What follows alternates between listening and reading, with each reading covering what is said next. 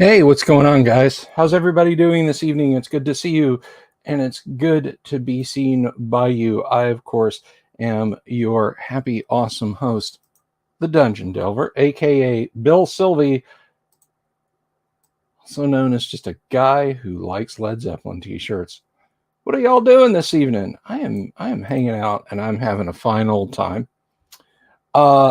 We are just a couple of days away from the GUOGC. That's right. The GUOGC will be passed around. And if you're just stopping by for the first, don't know what the GUOGC means. No, I'm not going to mail avocados, lime juice, cilantro, and chopped tomatoes to everyone. I'm not going to live stream myself eating nachos, although I have done that before. No, GUOGC stands for Great Underground Online Gaming Convention.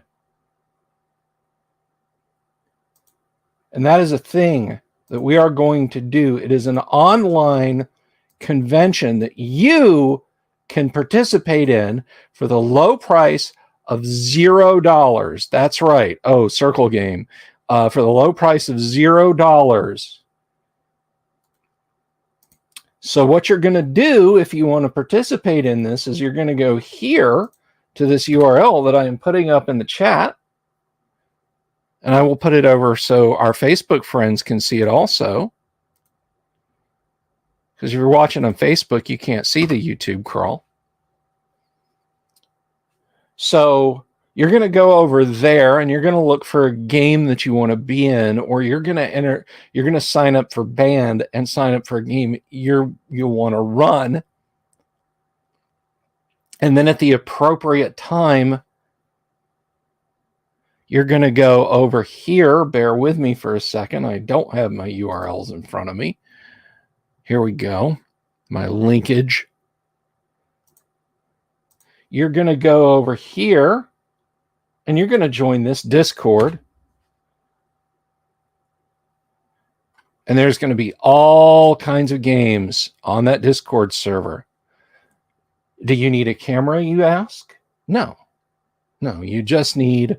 I would recommend having audio.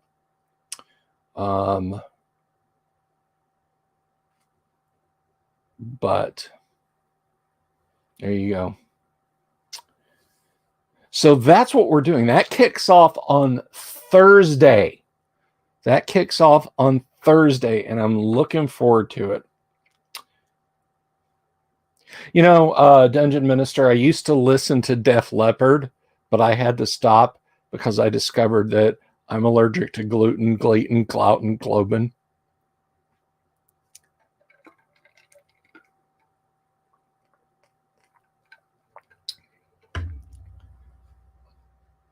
But anyway, so that is what's going down this week from Thursday through Sunday. Yes, I'm running some games.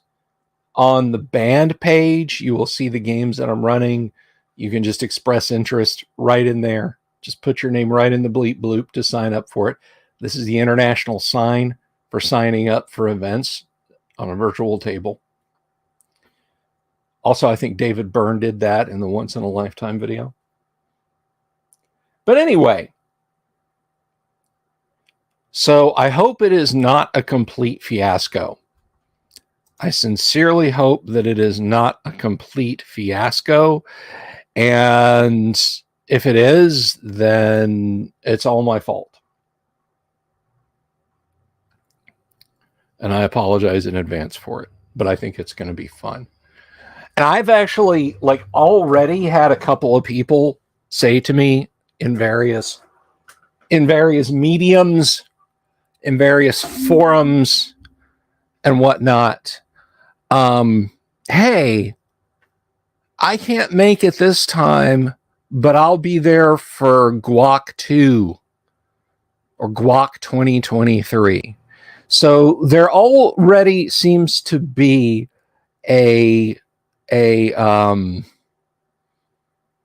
expectation that we'll do this again. And I mean, I'm not going to say no, but at the same time, I can't really speak to how good this will or will not be. It might not be worth repeating. It might not be worth doing a second time. So I hope that it is.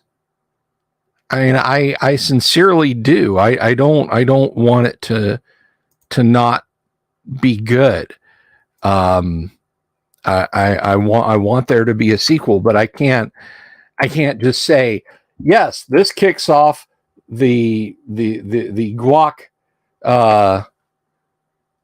series that will,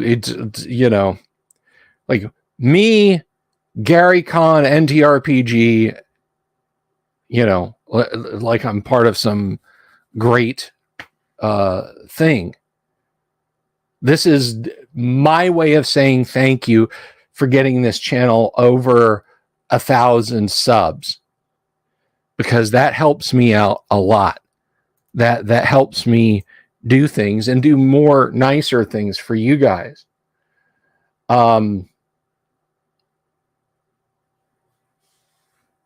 So if it is, it is. And I'll tell you a little bit of, I don't know, cautionary tale. It's gaming related, so you're going to have to bear with me. Let me see. I gotta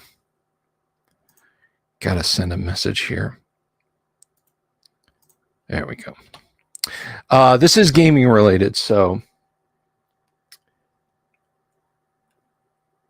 the big thing in indie games right now are juxtaposed horror games where the simple and innocent is twisted into horrible and evil stuff. And it started back with the it's not Chuck E. Cheese's but it's like these evil possessed animatronics and Five Nights at Freddy's. That's it. The Five Nights at Freddy's thing. And so everybody's trying to recapture that and mix genres and that sort of thing. And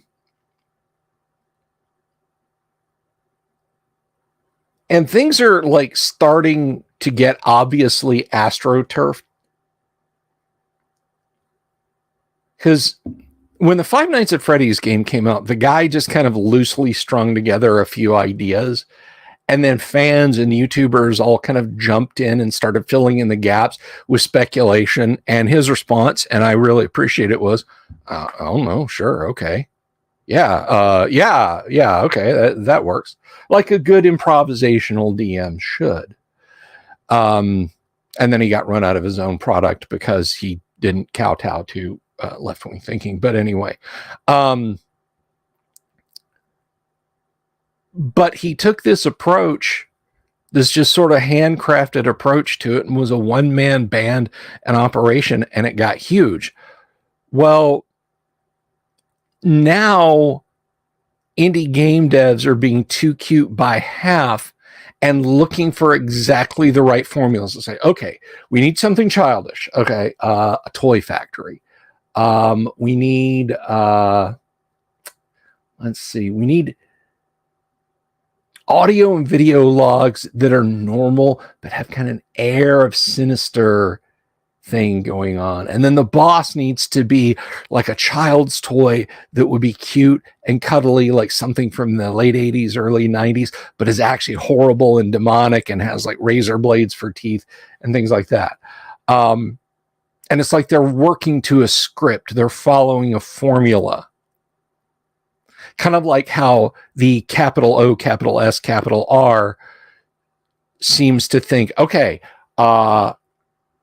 Conan books, Appendix N, and as few rules as possible, and a lot of typos. And that means I'm in. That means I've created a D&D clone that people like. It's AstroTurf. It's fake.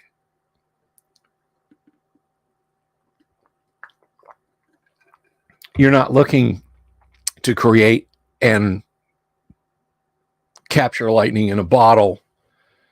You're looking to repeat the process step by step that created it. but the organic process that guac is undergoing is kind of how I want it to be. If somebody, I don't know, if insert crazy rich person rolled up and said, hey, I want to make guac a real thing, and I'm going to buy ad space and so, and we're going to, we're going to get a convention floor and yada, yada, yada. I don't know how I'd feel about that. I want this to grow organically. And look, in 2 or 3 years, if nobody's interested and it goes the way of the dodo, then so be it.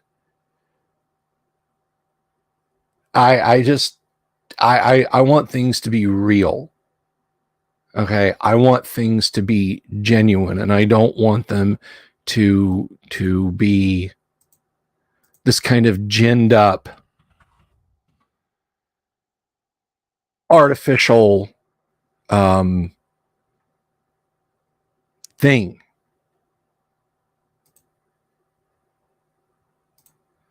So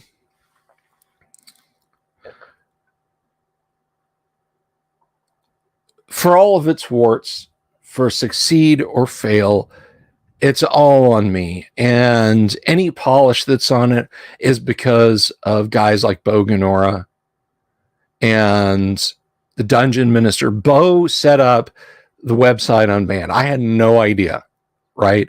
I mean, honestly, realistically, if I wanted to do this thing myself and do it properly, I should have said, okay, the guac will be in July or something, like end of July or something like that, and taken the time to figure it out and have done it myself. But I didn't.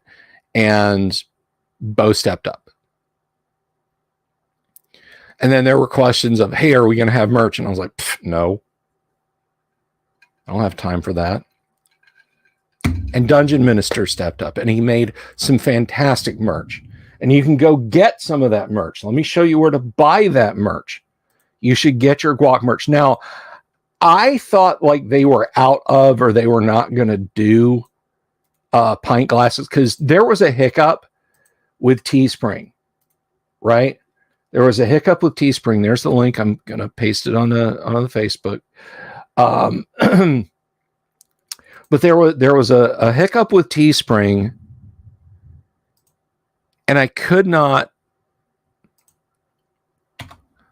find the pint glasses. I was like, oh, okay, well, I guess when he got it fixed, they took away the pint glass option. Well, I found out just last night, or maybe it may have even been this morning, that pint glasses are indeed available. So I ordered mine, and it said, awesome, your delivery date is between May 28th and June the 3rd. So if you're just now ordering con merch, and folks, let me be 100% clear. I'm not over here packaging stuff and silk screening things and painting stuff, and nor is the Dungeon Minister. All right. Neither he nor I have any control over this. But if you buy Guac Con merch, it might not get to you until after the convention, but you will have it. So I've got my unbreaded guac pint glass on the way, and that is going to be so weird when somebody finds that in Goodwill in 20 or 30 years when I'm long dead. Think about that. Somebody's guac unbreaded. What in the hell is this? You know? So, as far as I know, you can get your con merch, and you can get your t-shirts, your bags, your mugs, your glasses, whatever. But Teespring, over which Dungeon Minister has no control, and I have no control, may take their own sweet time getting it to you. Fairly warned be ye, says I.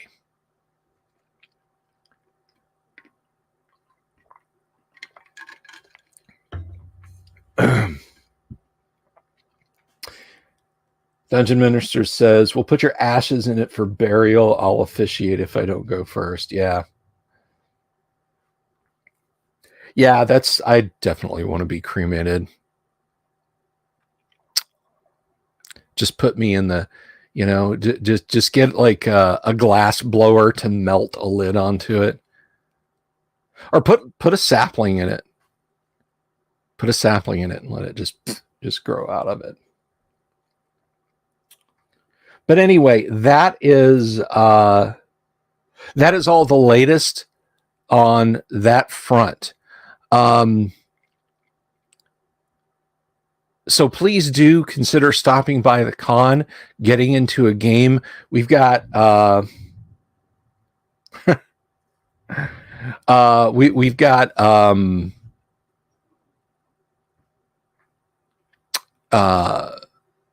speakers. We've got lots of different games. There's going to be some Gamma World. I'm doing probably way too much, and it will end up being a fiasco, but I'll do it anyway. Wearing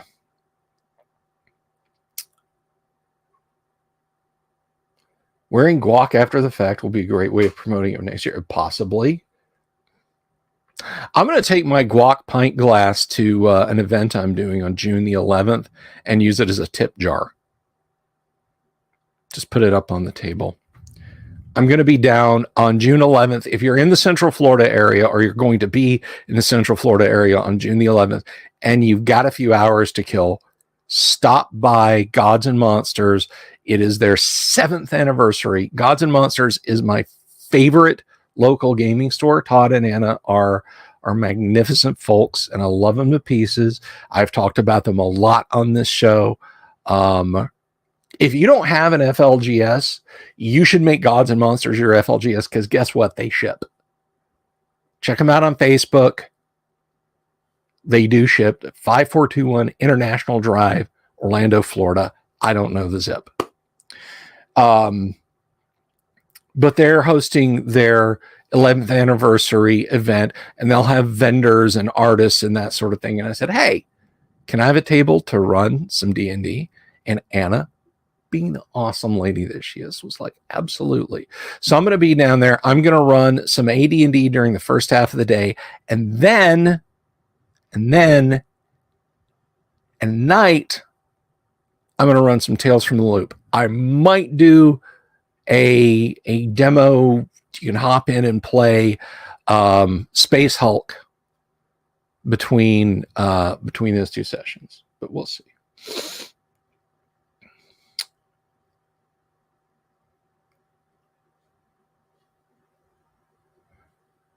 So we will see that, where we will see if that works out. But I'll have a tip jar, and it'll be my guac glass. But anyhow, the next big event for me after that, the next big public thing I'm doing is I will be at Conquest Orlando, which is August. It's around the 20th. Let me see.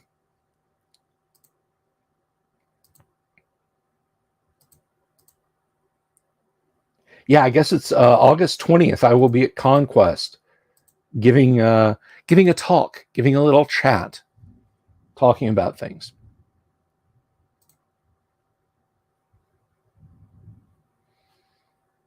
Labeled room 17 with text to read before entering.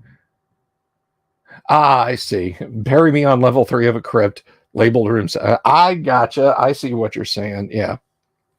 Yeah, no boxed text for me. I'll leave it up to individual DMs what they want to say about me when they find my remains. Although I do say, if I was crazy rich, I'd still want to be cremated, but put my cremated remains in a tomb of horrors. Like, hire contractors to build a tomb of horrors that people can walk through. Obviously not lethal traps. I don't genuinely want to kill people, but anyway, yeah, no, I don't want to. I genuinely don't want to kill people, but they have to crawl through all of this stuff to come to a Cesarak's tomb, and there my ashes sit if they want to pay their respects to me.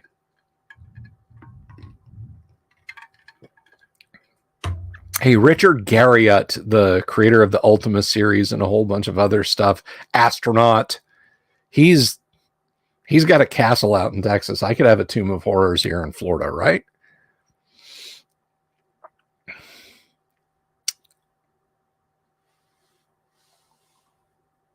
Yeah, I don't know what I do for the Sphere of Annihilation.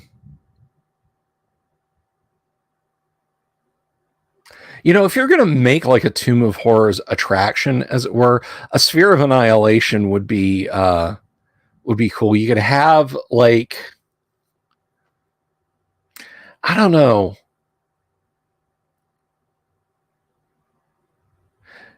Nah, you couldn't really have like a trapdoor thing where if somebody leans in and touches it, like the floor kind of tilts and then dumps them. No. I think the way attractions work is people have to be absolutely aware of anything that's going to move them. Like you can't just like suddenly move them or something. Sphere of tickling. Sphere of ablution. You get close to it, it just flicks water on them.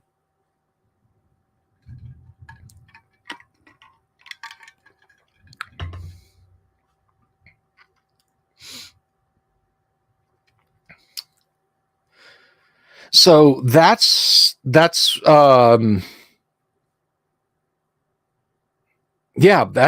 through the summer. I've got some private stuff that I'm doing. I mean, I always have private stuff that I'm doing, but I have some private D&D events I'm hosting this summer, which will be good for me. And if that's something you're interested in doing, by the way, if you have a corporate event that you would like to have D&D as a part of, be it in a virtual sense or on site, I will come out to your event.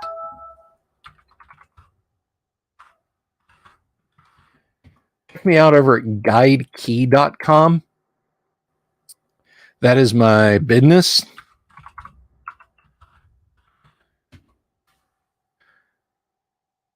I'm a professional dungeon master.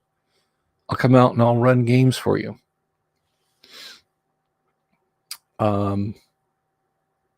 I've done that for the good folks over at Amazon.com, and they seemed to have a lot of fun. And I've got a couple lined up this summer that should also be fun. I've got a few lined up this summer, actually. So I will be busy. But I'm never going to forget about you guys. I'm not going to, if it gets so big,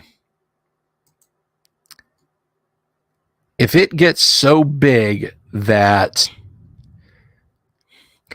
I need to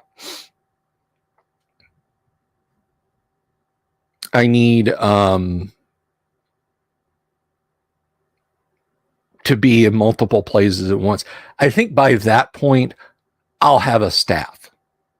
I'll still be doing this and I'll be sending people out and saying, yes, let me rack in the dough. It ain't going to happen like that. But Vincent, it was not at Amazon's HQ because it was during the height of Andromeda strain. It was at the end of that summer into that fall, end of summer 2020 into the fall of 2020. So no, it was not at there. Can you be staff chaplain? If it got big enough, sure, absolutely.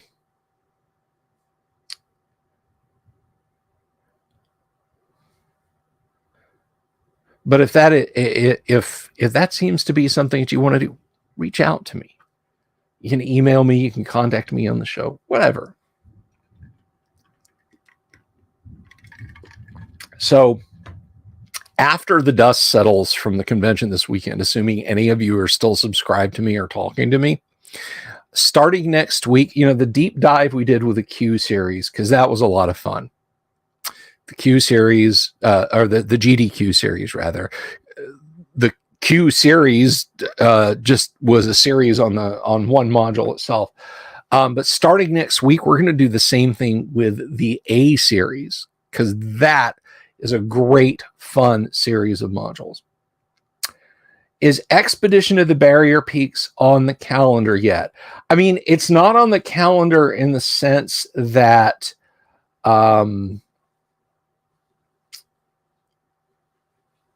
that I've picked a date, but yeah, I'm going to do it. I'm definitely going to do it. I feel like you guys really enjoyed the deep dive I did into the GDQ series.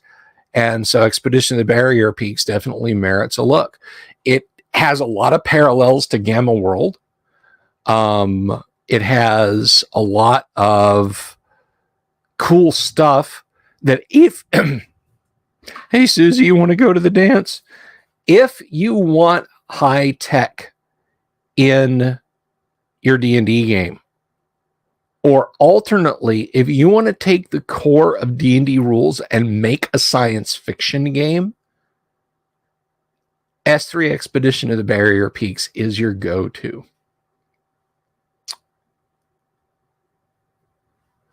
I'll be doing all of the A modules, Luther. Slave Pits of the Undercity, Secret of the Slaver Stockade, Assault on the Area of the Slave Lords, and In the Dungeons of the Slave Lords. So they're all going to get covered.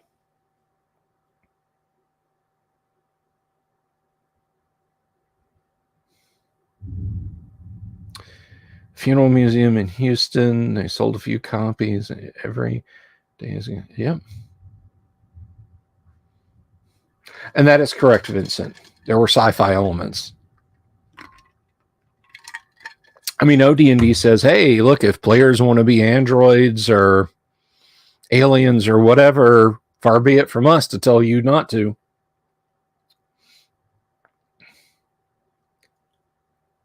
Yep, Marquessa's in there. And not just Marquessa, I think there's an evil drow female in that module too. So that's an interesting thing. Here's a little bit of a preview, a little bit of a look ahead towards it. I talked a lot last night about that fool over on I don't know, so D&D Beyond forums, rattling on about drow didn't exist until second or third or whatever. And then, of course, we knocked that down. Dark elves get mentioned in supplement 4, Gods, Demigods, and Heroes. And then there's, of course, there are 2 mentions in the Monster Manual. One is their own separate entry in, well, not really a separate entry, but they're a subclass of elf, but they're not given any stats. And then they're mentioned under the Sahuagin. They're given mention as possible progenitors of the Sahuagin. So if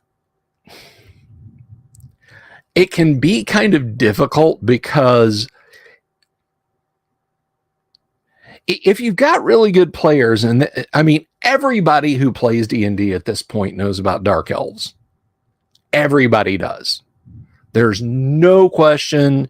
You ask anybody with a passing understanding of D&D and they know about Dark Elves. Although the way they are now, they just might as well be elves.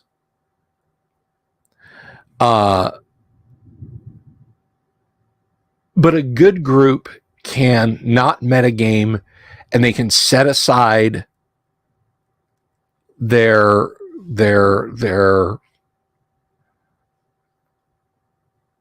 jaded point of view and genuinely roleplay being shocked by these obsidian-skinned elves.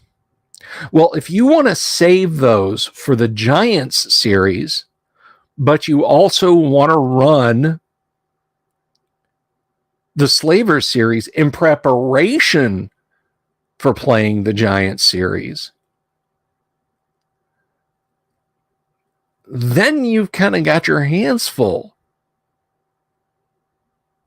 because there's more than a couple of occurrences of drow elves in the Slaver series. They're in A2, I think a brief appearance, one of the slave lords in A3, and then definitely in A4 if you fight the slave lords again. And also, although this is something like you would have to put the effort into drawing your players into, so it's much easier to leave them out. But I think Gary was setting up Loth to be the big bad evil gal in T2, Temple of Elemental Evil, before Frank came along and decided that angry dirt, angry wind, angry hot, and angry wet was what Gary meant when he said elemental evil and not eldritch evil. So if you're trying to keep the drow as a surprise, the Slavery series can kind of throw you for a curve. So you got to go through and you got to delete on them. You got to come up with something equally cool, but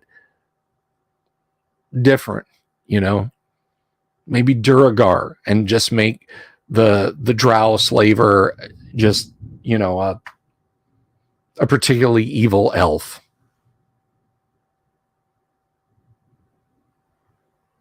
Luther, the blind guy actually throws fat. He has a ring of fire resistance, and he will jump into the fire. Do-do-do-do-do-do-do-do. A little Metallica joke there.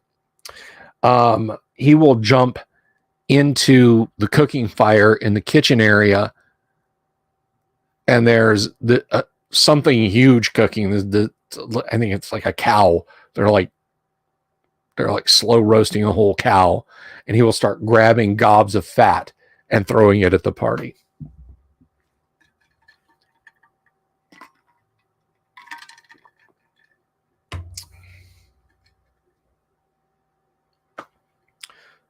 The drow should have been more prevalent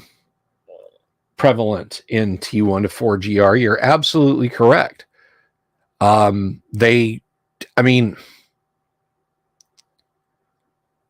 day, again, soon, we're going to have Paul Stormberg on the show. And if I am not mistaken, and I could be mistaken, but if I am not mistaken, Paul has seen Gary's T2 manuscript.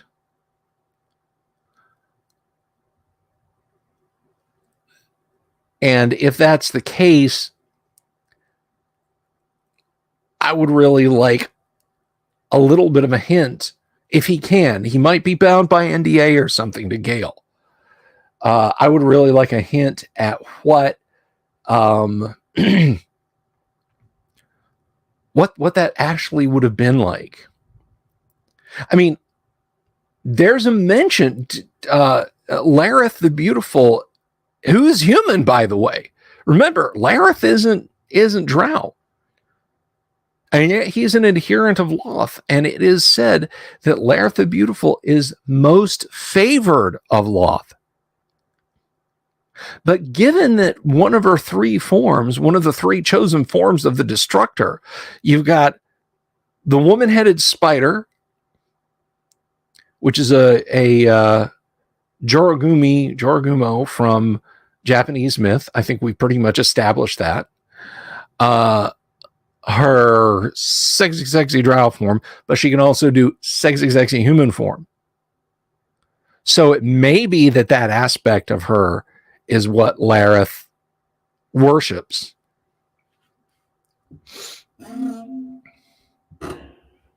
So just a little food for thought. So I think that you can make the case for essentially gutting Temple of the temple proper, like past the first level, the 4 levels. So here's what I would do. This is what I would do with the Temple of Elemental Evil.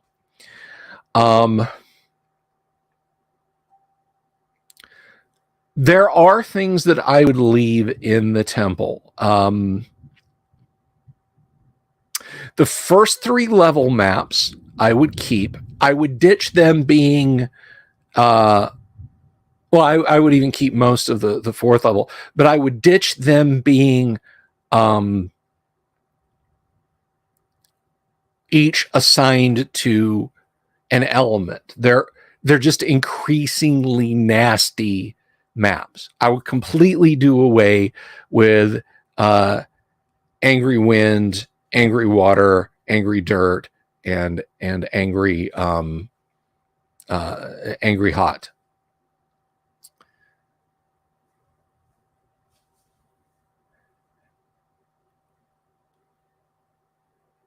And it's not that much of a stretch. It's literally just deleting those elements. But each of the priests is still vying with one another, because if your party has killed off Lareth, there's going to be a struggle for power going on in the temple to be the next golden boy. The bit with Zugmatoy being imprisoned there, that would be the whole reason why the humanoid tribes were in there, not just drawn there just to live in an evil Vatican. I'll leave it up to you guys to make your own jokes about that. Not just to live in an evil Vatican, but they have a mission. Zugmatoy is imprisoned, and it's up to the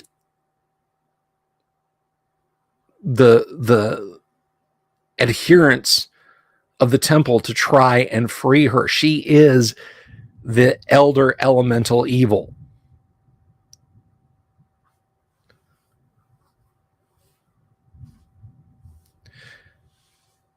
Now, whether you want to have Loth as opposing this or working hand in disgusting fungi pseudopod to make it happen is up to you.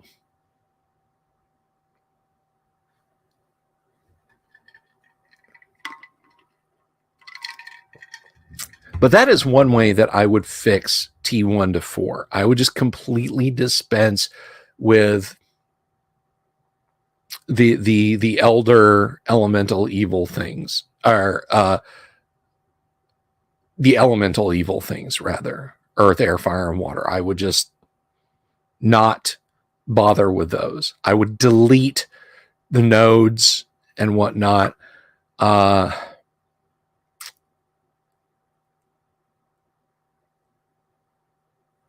I'm not sure how I feel about the Yellow Skull artifact. I might say keep that aspect of it. But I would definitely do some major surgery on it. And all the so-called elemental aspects would just, they'd be gone. They'd be out of there. Because there are some good ideas, and T1 is a lot of fun. And it feels like if you play T1 through,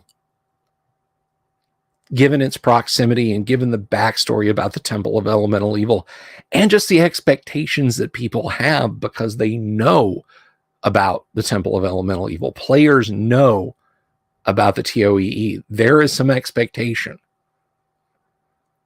So it's salvageable.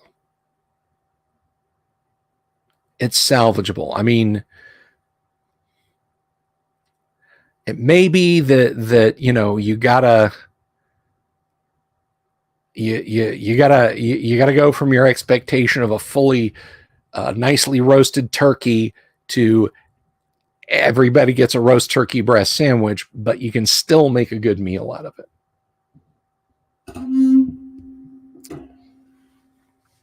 So, and there's your gateway to re-involving the drow.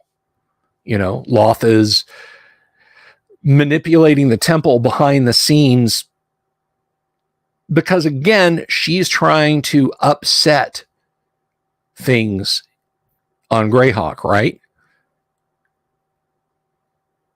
Or is she? Somebody is, and maybe they're trying to blame it on her.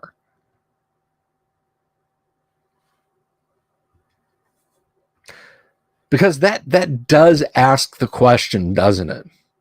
If you play through the G&D series and your party is tough enough to win their way through, why would Loth then invite you in her arrogance into her own plane where she could be destroyed? Why would the worshippers of Loth want you to go to her plane where you could possibly destroy her if they see you're that powerful? So there's a lot of questions. There's a lot of questions in Temple of Elemental Evil.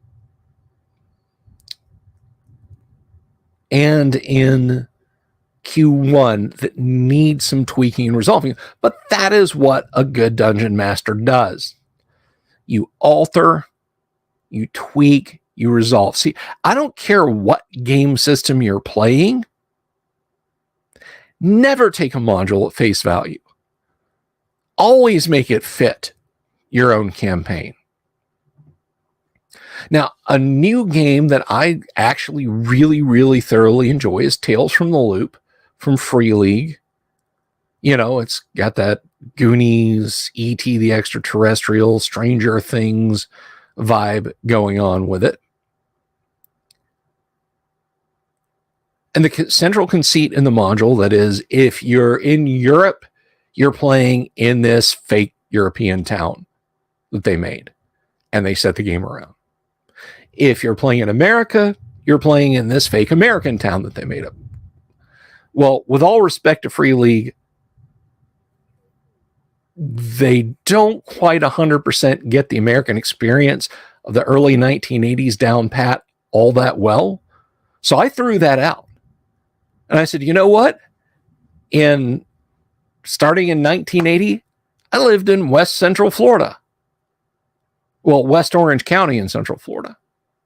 I know exactly what that was like. I know exactly precisely where everything is.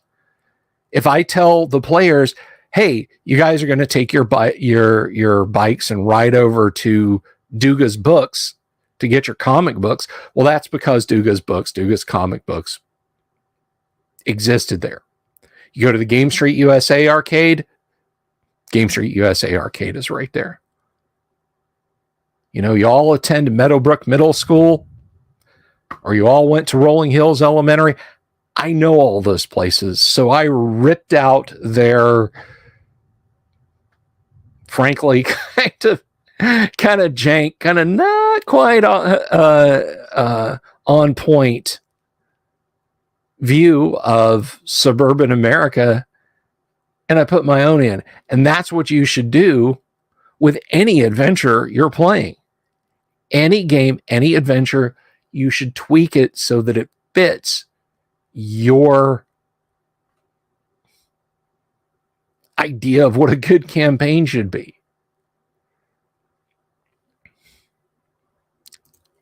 You shouldn't just be subservient to module text. You should not. Which, not to beat on this drum too much, but I'm gonna. I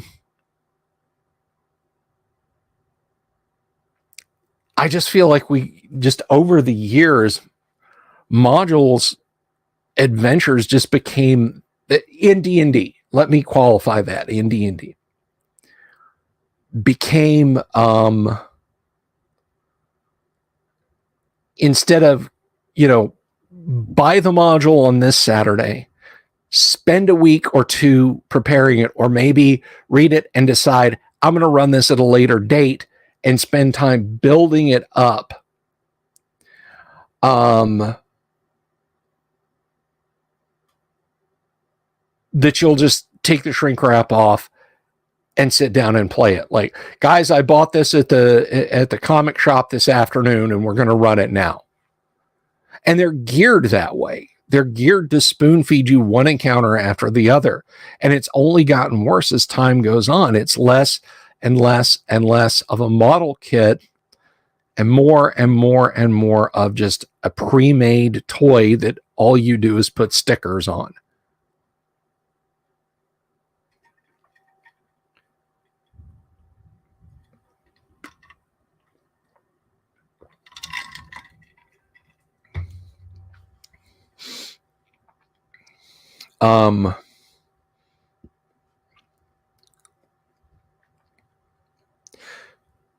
So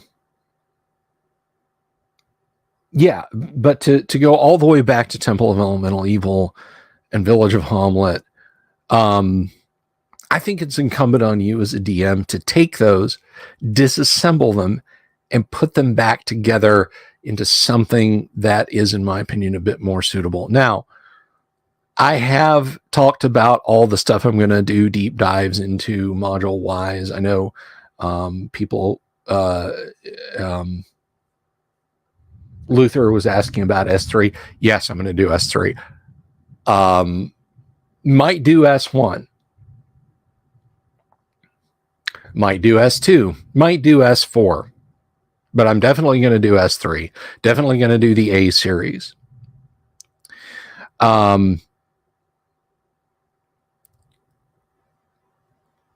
But I honestly don't think I'll do a deep dive into Temple of Elemental Evil. One, as written, it's broken. I would be, in my opinion, I would be rewriting the module as we went. You guys would hear me say, well, I wouldn't do this. Here's what the text says, and I wouldn't do this. And two, it's huge. It would take me forever. I mean, it is kind of a mega dungeon. The individual nodes, the elemental nodes, notwithstanding, it is 4 huge levels. And that's not including the T1 part, which is 2 dungeon levels by itself in a different location. It's 2 villages. I just think it would be way too much. It'd be like, you know, Chapter 26, rooms 127 through 141. Okay, guys, we're almost off the first level. And I just don't want to get there. The 5,000 subscriber reward, the Temple event. No. I'm not going to commit to that, Lord Corian. I'm sorry, bro. Desert of Desolation, don't have them anymore, Dan. Sorry, I couldn't give them a good write-up. I used to have them, and to be honest, one of the reasons I let them go, aside from I really needed the money, is I'm not a big fan. I'm just not a big fan. I mean, I think they can be useful even in Greyhawk. And you set them in the bright desert of the Sea of Dust, boom, done. You know, you have to make a few tweaks, but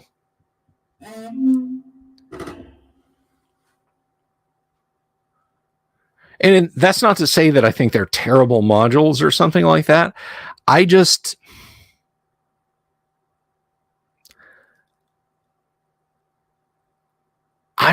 not a fan. They just don't scratch my itch. Now, something that I don't like, but I would do because it's kind of short, is N1 against the Cult of the Reptile God. I might do against the Cult of the Reptile God. No, Ricky, I haven't gotten a new chair yet. Thank you for noticing.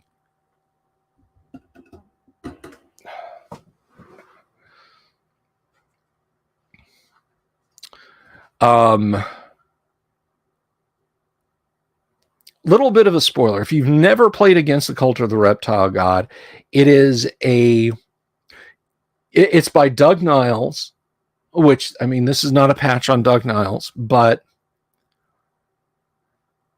I feel like it is an unjustly highly rated low-level adventure.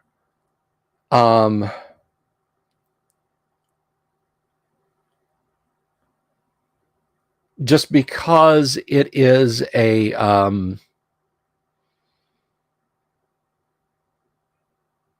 it is an absolute railroad of an adventure. You have to do certain things or else the module won't work. I mean, you as the DM, you have to do certain things. And to me, it's strays towards the admonition in the Dragonlance modules of these.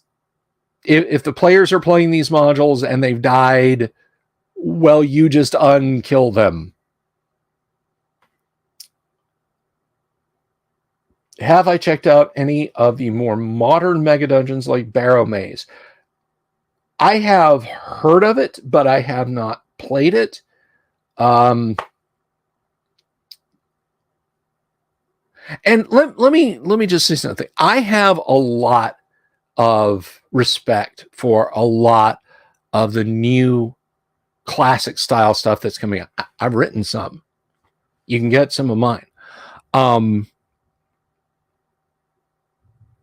I still have so much fun with the TSR stuff. I'm like, the things that I've got, I wonder when I'm going to have a chance to play. But I do want to take a look at Barrow Maze one day. Maybe I'll even talk about it on the show.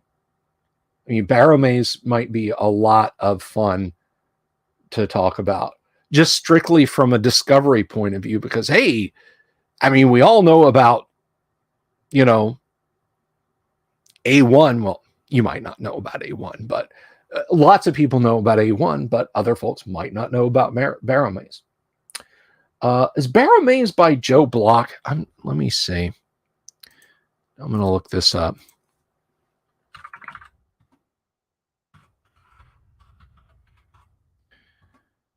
Barrow Maze. 10th anniversary. Good Lord. Greg Gillespie. Sorry. I don't know why I was thinking that was Joe Block.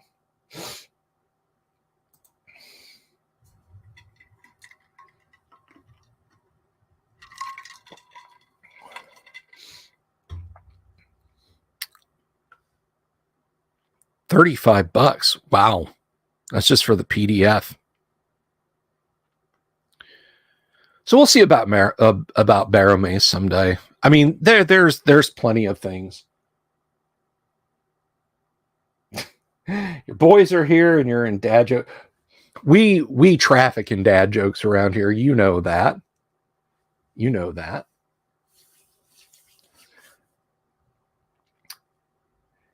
And when it comes to RPGs and stuff, guys, we're just scratching the surface talking about Dungeons and Dragons, because there is plenty of other stuff role-playing game-wise. I mean, it's been a while since we've talked about, say, Call of Cthulhu, Twilight 2000, original Star Trek. I don't think we've ever done like a character generation and maybe a mock battle in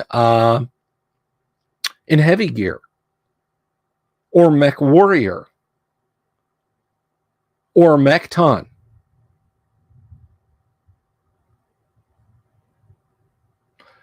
How do I feel about the Lost City? I think it's a good intermediate low-level module. I mean, my immediate desire is to port it to AD&D and stick it somewhere in Greyhawk. But other than that, I think the Lost City is a fine module. I have Med Alpha. I could do Med Alpha. That's a good one. A buddy of mine, he's actually a fan of the show, a regular supporter here. He's got the Met Alpha Deluxe box set. Maybe I'll bring that on one day and show that to you guys. I mean, he got everything. The access badge bracelet. He got the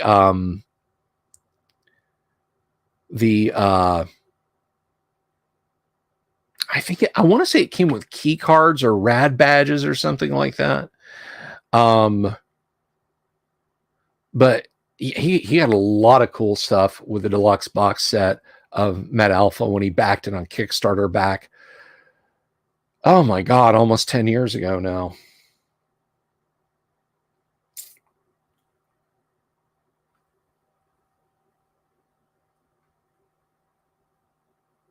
Practices, there's only AD&D. Well, yeah.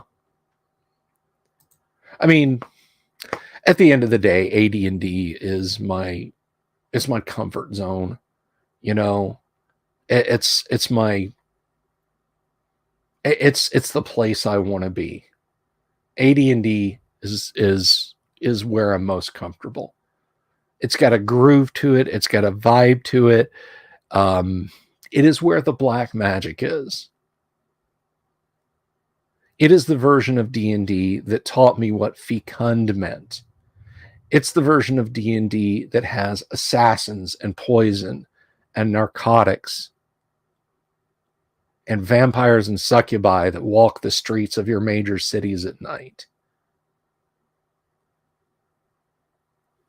It's the D&D that wasn't afraid to off a character for bad play. It's the D&D that says, reward really good play. That's a fun argument I once had with Ryan Dancy, and he flounced on it because he got called out. He showed up in a thread in a forum I was reading saying anyone playing D&D actually really in their hearts wanted to be playing that stupid Dogs in the Vineyard story game. This was back around 2010, 2009 maybe, when story games were a thing, before people realized that the Emperor had no clothes when it came to story games. Well, he showed up and said people that wanted to play a Greyhawk D&D game, what they actually wanted rules-wise was Dogs in the Vineyard. And all this rigmarole went back and forth, and then he made the claim. Now, this is Ryan Dancy, folks. This is the man who said he saved Dungeons and Dragons, who allegedly grew up playing D&D.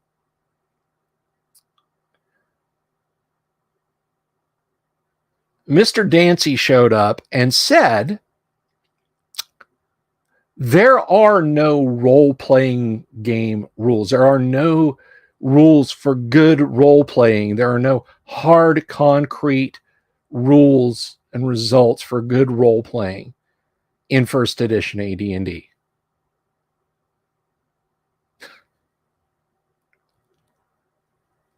There are absolutely, positively good, concrete rules for good role play in advanced Dungeons and Dragons. They are codified in the rules.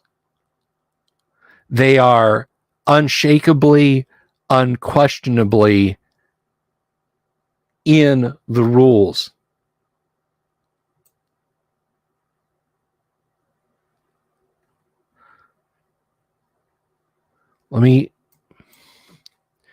And so I said, why don't you, that's not true. That's decidedly not true.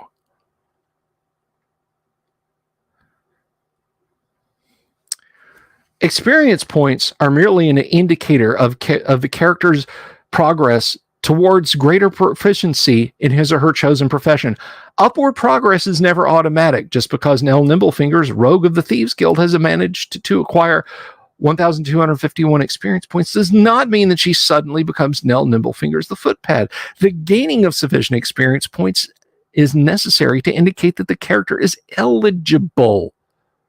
But the actual reward is a matter for you, the DM, to decide.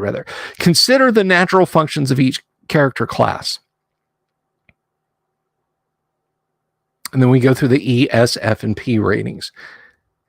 clerics who refuse to help and heal or do not remain faithful to their deity, fighters who hang back from combat or attempt to steal or fail to boldly lead, magic users who seek to engage in melee or ignore magic items they could employ in crucial situations, thieves who boldly engage in frontal attacks or refrain from acquisition of an extra bit of treasure when the opportunity presents itself, cautious characters who do not pull their own weight. These are all clear examples of a poor rating. So I told him that. And then I quoted the rest of it. Of how, yes, exactly, precisely, mechanically, first edition AD&D rewards good role playing. You get experience points for being a good role player in AD&D. You do not get experience points because you kill a monster. A monster can fall into a bog and drown. Does the bog gain enough XP when enough monsters fall in it? No. Is that a 10th level cave because it's got a huge pile of treasure in it? No. The DM awards them and awards levels accordingly. A party can metagame, ignore the game, and somehow manage to drag 100,000 gold pieces out of a dungeon, all the while doing a piss poor job of playing. And if that's the case, you, the dungeon master, don't have to award them a single experience point for it. Because it's right there, baked into the rules. Reward good role-playing. Punish bad role-playing. And this was the guy who proudly crowed that he had saved Dungeons and Dragons. And when I told him that, he did the whole, well, I see we're just going to be arguing in circles about this. Thank you for the insightful comments. And then ran away. I feel like Colonel Bella in Red Dawn. Surely these people are lucky to have such a good shepherd to lead them.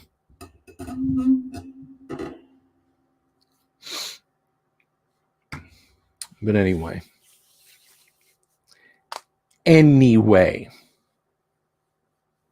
So we're coming up now. It is almost time to start playing some first edition AD&D. If you're new in the audience to the show, this is where here at 8:30 we are about to jump into an actual first edition advanced Dungeons and Dragons game. Players will make decisions. They might lose characters tonight. There might be a total party kill. I don't know. I don't script these, and we don't have long, meaningful discussions about, what exciting, dramatic thing is going to happen to your character. It all happens just exactly like it should, out on the table with dice. That's what we're about to hop into. But before we do that, I do want to take a hot minute here, and I want to thank some folks. Specifically, I want to thank Joshua Garlock, Lord Corion, Ricky Maru, Mobius, Kevin Reynolds, Doomsword Deathmaster, Mark Simpson, Damien247, James F. Keck, and the entire observatory out there in Hawaii. We really appreciate your work and look up to you. William Smith, the Dungeon Minister, Manny Wall, Mark Corey, Kevin Wood, Todd Sharp, Carnivore Farmer, Rob Bleepulus, Jeremy Rule, Bo Ganora, Mikey Mank, and Sky Hernstrom.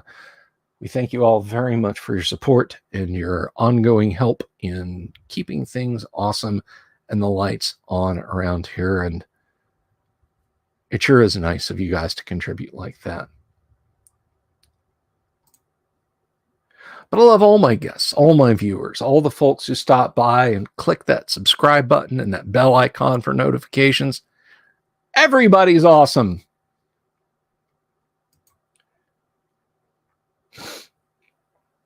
Naked Harpies. The best harpy illustration, in my opinion, is in Blackmore, Supplement 2 Blackmore. I can't show it on the screen. but she's actually quite fetching.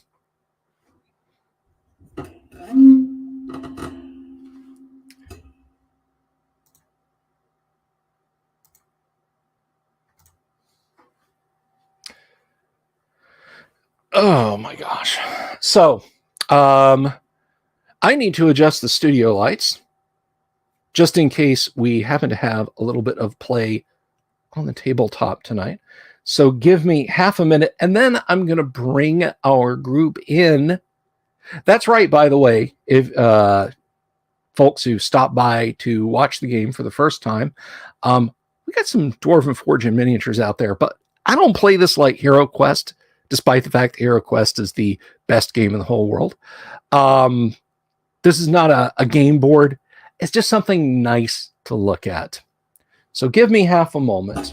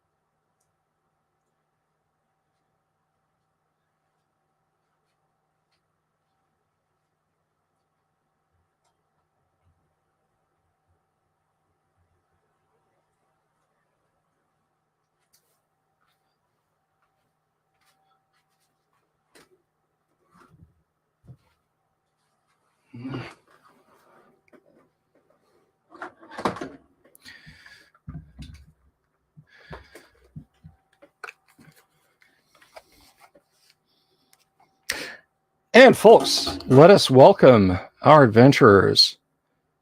And Bejeebus. Sorry. That's okay. Sir Outlier, Lynx the Fighter, Hey. and Turgo. Good evening, gentlemen. How are you? It's good to see you. How you doing? Doing good. Glad it's Hello. D&D night. Yes, indeed. It's good to be here. So, we are actually short a player tonight, but it's all good. We wish him well in his travels, and maybe he'll be able to make it, and otherwise, no. We have lost our best player. Well, he's here in spirit. We'll say that. So, gentlemen, what are your intentions? What is your party currently doing? We're going to disentomb him, drag him out, resurrect him, and beat him again until he shows up. He doesn't get out of this party that easily. He Yeah, signed a right. contract. No one here gets out alive. He showed that's up at the point. rehearsal. Oh, I wasn't supposed to say that. Bring him back as a zombie. I can't wait until we have a high-level magic user so we can start turning all of our dead party members into zombies. I almost wrote a druid. I think we're gonna investigate the Tower of Magic more, but I think we're retreating first because everybody's hurt, right?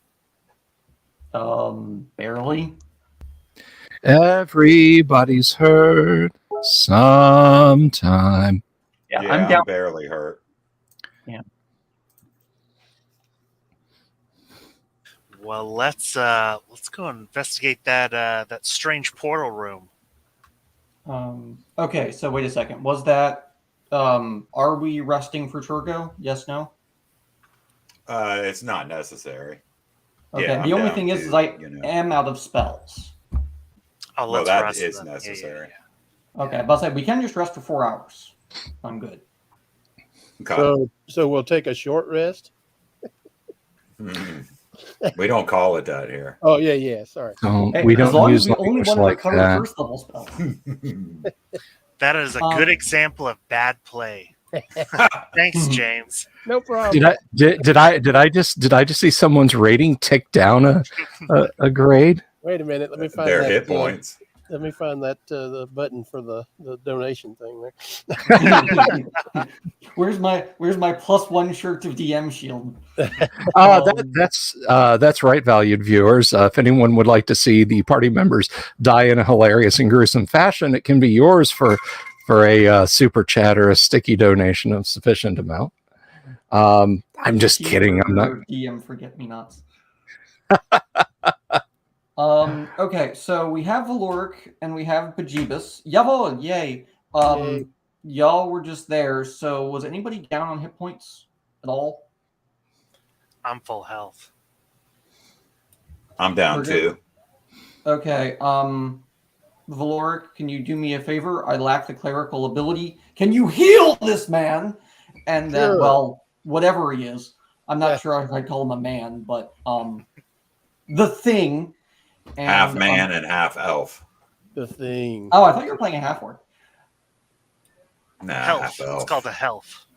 A Health. health. Yeah, you can call me that once. An elf. An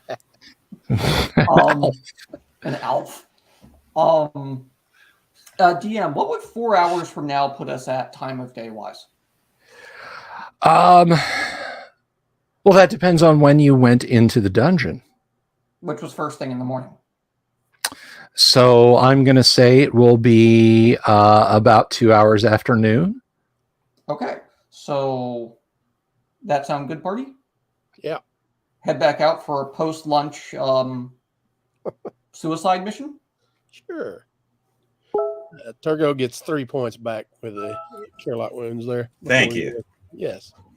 Did we end up dealing with those deserters? Did we just let them off the hook, or what happened with that? That's why we were going back. We gotta go back to the longhouse, track some people down. Yeah. Do you want to hold them while I punch them, or do you want to punch them while I hold?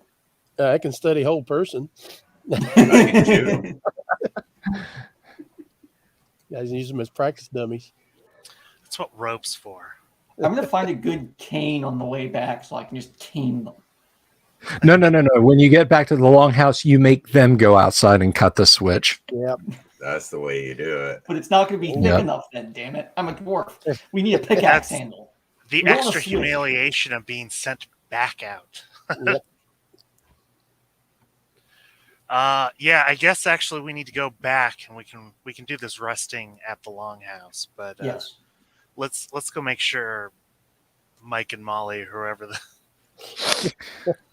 Specifically, this would be hold up. They've been on my character sheet for forever. Bill and Ted. No. Wait. Brian Rufus. No. Wait. Bill and Ted are who I'm hiring next, though. Yeah, right. I really wanted them to be, and I couldn't. No, Leo and Nerm are their names. Yeah. Oh, Well, Leo and Erm beg your forgiveness, but they were so afraid, and it looked like the line was about to buckle. Unacceptable. I'm going to buckle their line if they do that again. And I'll let them figure that out, what that means. Yeah, they're like, buckle my line. Is that a threat? What does that mean? Have you ever seen a dwarf thread your belt through your jaw? That's a Dwarven euphemism for no pay for a month. Yeah, that threat they recognize. That threat they recognize. You got to speak the language. You got to speak the Yeah. language. Their Mr. boots with Outlier. piano wire in their sleep.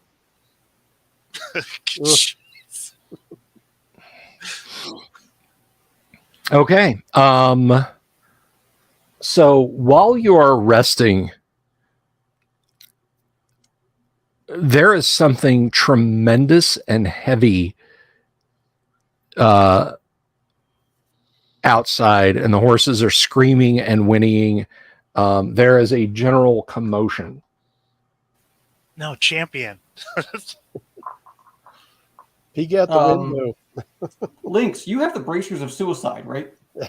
Unfortunately, yeah. I'm dumb enough to go charging out there. What time in the evening again? This is still mid-afternoon. This is Okay, I'm still armed then. Good. Yeah. Not that that would prevent me from going, but I just have less chance of dying now. I would charge out that door and what's killing my horse? Possibly other pawing, like raking its forepaws against the barn door. is this terrible looking creature out of Nightmare. I'm going to actually, let's see. I will see if I can bring this up. Well, I think that'd be a bit of a stretch. We'll save it for later. But as a large lion's body with bat wings and a long prehensile tail that looks like a giant hedgehog. And the horses in the barn are whinnying and kicking and that sort of thing. And it stops, turns around slowly, and looks at you and laughs. Oh, and then roars. What do you do? Help. It's a Manticore, by the way. It is a Manticore. Do I have my spells back? No, not yet, unfortunately. Okay. If I get involved in this fight, will I still get my spells back? You basically, your rest has to be unbroken. So no. And you have to survive too. Yeah. Well, okay. One bridge at a time. I lied when I said I was out of spells. I'm out of healing spells. I do have one spell left. That's fine. But this also does mean if I use it, we're not going to be getting those spells back. Can I cast protection from evil on Lynx? Ooh. Are you inside? No. He's outside. Can I get to him and cast it is my point. Yes, you can. If you go outside, you can cast protection from evil. Thank you. That is what Can I I intend to cast do. spiritual hammer from the doorway? The doorway does not face the barn, so no. So I have to step around the corner? Okay. You will have to step around to the far end of the longhouse. How about Turgo? What is Turgo doing? Yeah, I'll go out with bow and arrow. Okay. Back of the head. What about the men at arms? Are you ordering them to do anything? No. Meat shield. Run like they usually do. Okay. And I guess I'll scream at the. Oh, I got it. I got my sword out. I'll yell at the Manticore. This has slain an iron golem and a giant before. He doesn't know that it hasn't. Now I'll slay you. The lion sort of shakes its mane in its head and laughs and says, "Us." I get to put down 2 kills then. Good. Leaping on top of the barn is another Manticore. Oh. One All we right. could deal with. So you guys are out of the barn,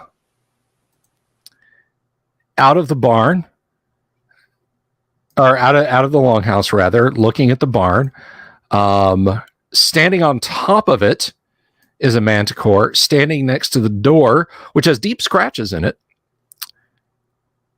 is another. Nobody is surprised. You all heard this happening, so let's go around the table. What is Sir Outlier doing? I'm casting that spell. Okay. Unless I've already cast it. Oh, okay. So that's up to you. That's your call, DM. Well, you had to go around there, so you are casting it in this round. What is Turgo doing? I'm gonna fire arrows at the one on top of the barn. All right. The men at arms step around the door. They have spears in hand. They look grimly determined, but they are behind you. They did not turn to run.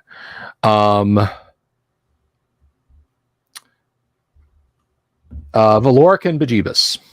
I have spiritual hammer from Valoric and Bejeebus with a crossbow. Okay, and Lynx. You do need to be within touch range of me, so... Yeah, I was gonna say I will make vague threats while I can still be within touch range of Sir. Okay, that's fine. That's fine. Since Lynx was the one who saw, Lynx, roll initiative, please. 2. Sorry, guys. Good job. Okay. Believe it or not, you guys have the initiative. No. Missile fire goes first. I'm going to go ahead and roll for your men at arms. Damn. And that's a miss. So we're going to say that Nerm strikes true and hurls his spear into the flanks of the one. The one on the ground that is currently menacing Lynx. The rest of the missile fire, please. And these are large creatures for damage purposes. Yes. Bejeebus missed. Rolled a 7. Okay. I missed. Hit AC 10. Okay. All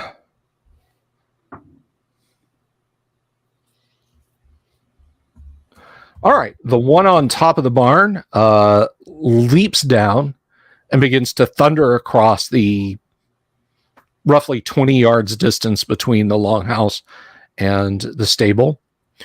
The one that is already down and is effectively could melee with Lynx if it wanted to,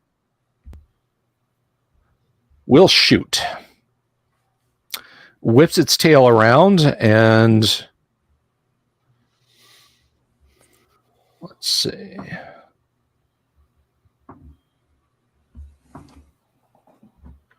Don't like that. Don't like the dice rolling. It's okay. It's just 5d8 damage to your face. It's fine. No. It's 6d6. Goodness gracious. And you only got hit by a couple. For a whopping 3 points of damage. So just 2 iron spikes. Shunk, shunk.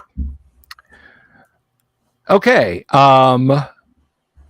The one that was on top of the barn has closed the distance and can now be meleeed. The men at arms are not throwing spears anymore, but they will thrust with their spears. Protection from evil has gone off. You have 10 rounds of that. Roll initiative, somebody. Turgo. Yeah, Turgo, go ahead. That would be a 3. The party will go first. Sweet. Little crossbow. Okay. I have an S word. Hey, 14. 14. Second level. Second level. Yeah, I'm just trying to get to the chart here. Let's see. Yeah, it's tough hide. Just turns the crossbow bolt away. Oh, Oh, shoot. not declaring actions first? Okay. And I miss. Okay. So outlier. Does a 16 hit? 16, you are level 2? 2, yeah, that should be armor class 5, I think. That is 4, and that is sufficient. Excellent. That was close. All right, and he is a large creature. It is a large creature, so that's 3d6 That is damage correct. from a greatsword. Wow, Or- yes. 15 damage. Good Lord, yeah, you slash it real good, and it had taken damage from a spear earlier, so it is severely wounded now. Man at arms number 1 does not hit. Man at arms number 2. That is almost certainly a hit. Yes, it is. Man at arms number 2 might just finish it off.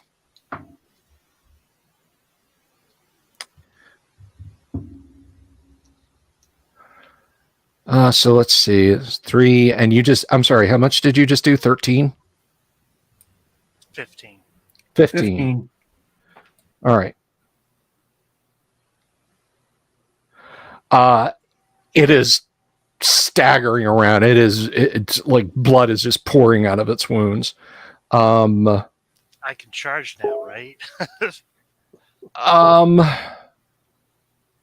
Or is it too close?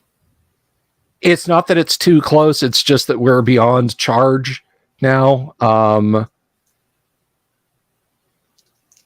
But you're close enough to move into melee with it if you want. Okay, yeah, I'll just move and attack it then. Okay.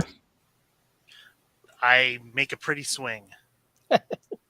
All right. Your sword. Go ahead. Go ahead. I was just saying, Valor's going to go ahead and do his spiritual hammer attack. Okay. Ooh, a 17. Are you attacking the one that is closest or the one that Corion just ran up to fight? The one he's running up to fight. All right. The 17 will hit. Okay. That's D6. Is that correct? Versus large, actually, I think with a hammer, it's D4. Oh, okay. Great. Big 3 points. Okay. Well, you prang it upside the head. Doesn't like that.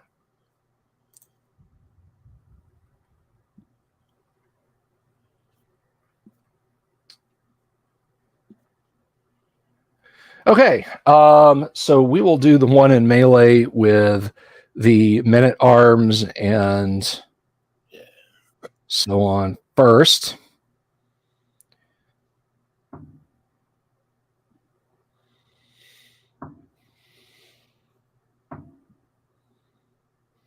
Only one possible hit with a claw.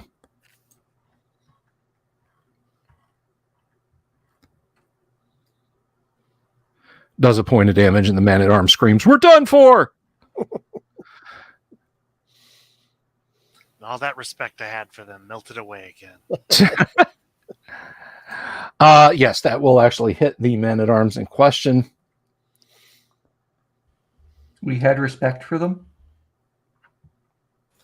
Well, one of them hit the Manticore.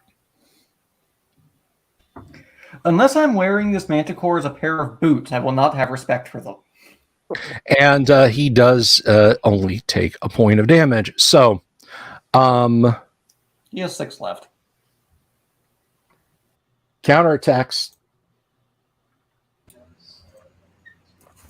Or no, wait, the other one that's fighting. Sorry, yeah. Oh, okay. Let's see. What is Lynx's armor class? 2. Even with All the right. buff? Oh, I'm sorry. 0, actually, right? Well, no. Protection from evil subtracts from my die rolls. Oh, okay. Yeah, that's 2. So, and then a -2 for you, I think. Yeah. So let's see. Oh, he still got you with a claw. But missed you with the other claw. It's And a cool scar. just got you with a bite. So you take you take 2 points of damage from a claw All right. and 2 points of damage from a bite. Hey. Could have been worse. Okay. End of round. Valoric Can I is take doing. my? I'm Right, sorry. you're Can I second. take my second shot? Yeah. Go ahead. Can I shoot at the one that's most wounded? That guy that's staggering around. It's going to be in a melee, but it's a large creature. Your odds of hitting one of the men-at-arms is low, so certainly you All can. right, I'll do that. Miss. Okay. Well, it doesn't hit anybody then. Yeah. Twing. Now, declarations. Valoric and Bejeebus. Still using spiritual hammer, and Bejeebus is using spiritual crossbow, I guess. Okay. Outlier. S-word. Turgo. I'll keep it up with the arrows. Lynx. I gotta get the head of this thing. Okay. Then James, how about roll an initiative for us? I already did, and it rolled a 2. You rolled a 2. Okay. Sorry, guys. He They ain't will gonna go give us 3 in a first. row. Let's see. I need the big D20. This is on Lynx. The big D20. If I die, it's James' fault. Yep. Listen to that thing roll. That's All a right. handy die. Lynx, you take another point of damage from a claw. And manticores are terrible. I got to send something tougher against you guys. No, that's all right. These things Send are thieves, awful. it'll be about the same. It's okay. They only have 68 hit dice and 4 attacks and an armor class. All right. of 4 Miss. Miss. And hit. It. Is it Good sad that I have God. their stat block memorized? It bites one of the men-at-arms for a point of damage. Terrible. Just pathetic. Manticores, you're fired. See, guys, there's nothing to be afraid about. Can we get the Manticore? Honestly, the orcs are a worse threat. All right. Do your thing, guys. Missile fire first. We're in the wrong business. Let's see. That's close enough. 13.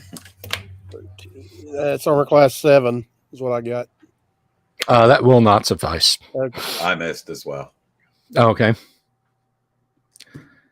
All right. And our puissant men-at-arms. That is a miss. Oh, that might be a hit. How about outlier, Kyle? You said an 8, so an 18 will hit, and that was a total of 14 damage. Is this against the closer one or the one that's fighting against Lynx? This is against the one with more hit points. Okay, yes. So that's the one Lynx is fighting, and you do its serious damage. The 0-level man-at-arms manages to hit and drives his spear into its neck, and it falls over dead. Yay. Boom. Nice. You get your month of payback. Okay. Top of the new round. Has anybody got any other missile fire? Nope. Okay. Top of the new round. I did. Ah! I'm sorry. Yeah. I rolled an 18 that time, so that's That will hit. AC too. Okay. It's 1d8. Roll it. That'd be 4 points of damage. Okay, this one looks as bad as the other one did just a few minutes ago before it looked absolutely terrible. So declarations around the table, Valoric and Bejeebus, what do you do? Valor's going to use his last spiritual hammer. His last one missed, by the way. Okay. And then Bejeebus is doing another crossbow. All right, outlier. I will apply sword. Doom sword. Missile fire. Okay, you'll be firing into a melee with a couple of your comrades, just letting you know. I'll drop the bow and draw the sword. Please. Okay. The men-at-arms are yelling lustily and moving across the courtyard to fight. And Lynx, what are you doing? And I'll charge the other one now. Or all right. combat, whatever. DK, roll some initiative for us, won't you? Sure, just don't shoot Why aren't me. you at your post? Oh god. That's a 3. Okay. This thing goes first. It is dragging a shattered wing, kind of trying to back up, and says, "No, just hungry. Give treasure. No kill I." Ooh. Yeah, now that it's wounded, it's talking like that. We'll see about that. Ooh, that's a tough question. DM said one of its wings was broken. It's dragging it on the ground like it's injured. You know, it could be faking it. You don't know. but it's definite. Like it's bleeding from everywhere. It's like I said, it looks as bad as the other one did just moments before it dropped. Sure, take us to your treasure. Yeah, but Jeebus Loader's crossbow. Okay. With its head bowed low and its tail dragging and its wings kind of folded onto its back, it begins to walk ahead of you.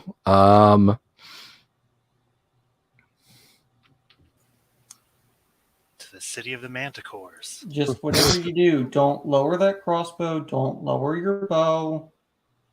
If it does anything, it deserves to be shot. And watch out for random pits. You know, you wouldn't want to fall into any of those or anything. Can't look out for him here. There's no stonework. Oh.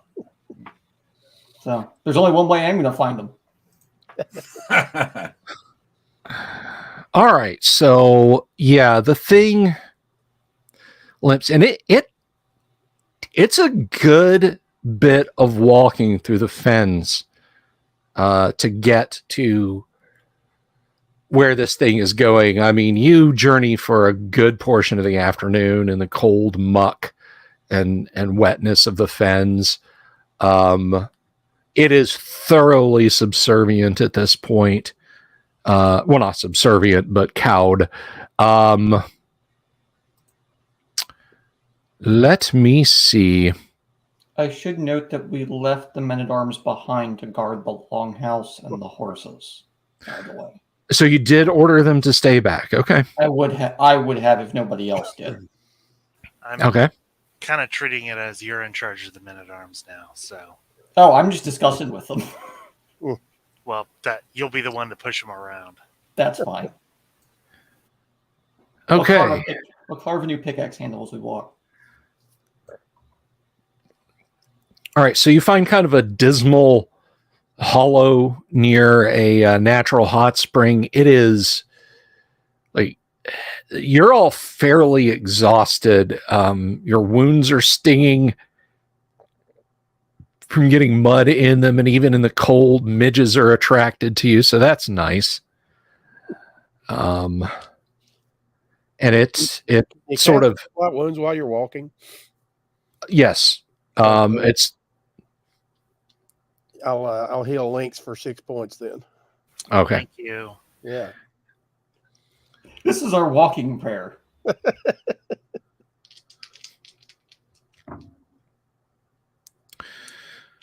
All right. That's Figure we- cool. Take turns with the crossbow or something.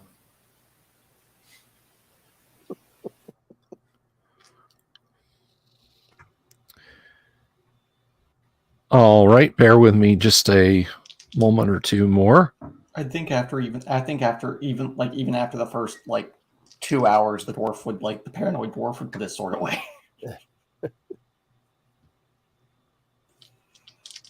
Or at least carry it in a more relaxed fashion, because you don't really wear a great sword.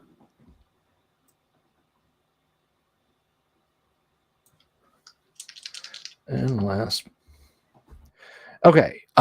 So it pushes its way into the mess of brambles and stuff that has sort of been pushed up. There's wattle and everything. I mean, for a creature that's a lion and doesn't really have opposable thumbs, it's actually, kind of an impressive effort as that sort of thing goes. And it is hot. It is really hot next to this spring, which kind of fits because they're manticores.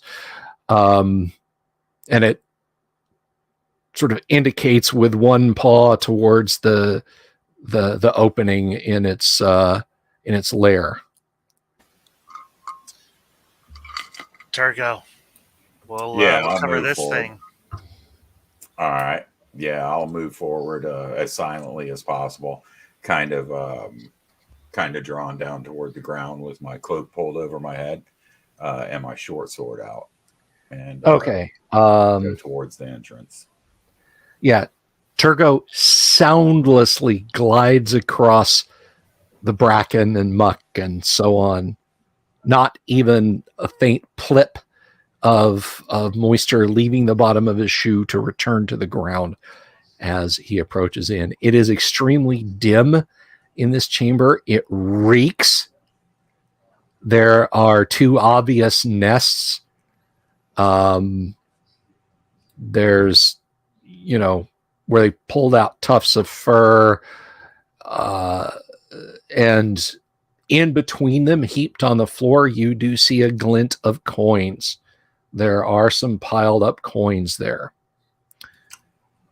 Are there sacks or anything else of note? There are sacks, but they've been ripped open by these things' claws. Okay. Bear with me just a second, guys, because I created this encounter, but the treasure notes are right across the room. So I'm going to jump up and get those and get those to myself. So hang on just a second, y'all. If it's clear, I can toss you 3 sacks that I have. Yeah, I was thinking I'd kind of shift around in the coins there with my short sword, and if there's nothing dangerous, I'd holler for you guys to come forward. But yeah, sorry, I have 2 empty sacks, not 3. Yeah, and I've got a sack. I don't know how long I want to be in here by myself, though. Does it look like it did he say anything about looking like a dead end? No, he didn't. I did assume that it was like a closed den, but you know what they say about assumptions. Mm-hmm. Just watch out for sliding rocks to Goblin Town. No piercers.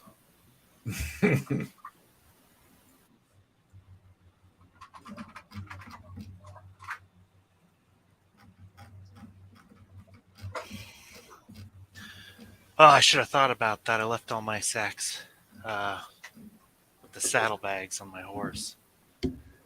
Thank you, audience and players, for your patience there. So, what you have, and this has kind of been sort of mashed down into the muck.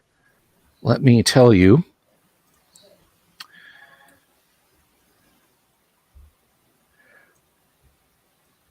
Do you want to stop and count this, or do you just want kind of a broad overview? Yeah, just a broad overview. If it looks reasonably safe in here, and I don't, see anything that appears to be dangerous, like there's no exits and stuff, I'll just start shoving. Go ahead. It's hot and disgusting, is what it's like in here. About what you would like.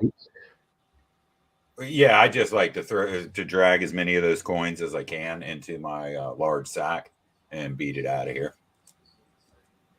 Okay, so you're not even because there are thousands and thousands and thousands of coins. There is a king's ransom in coins lying in here. All right. Well, I'll yell back to the rest of the group.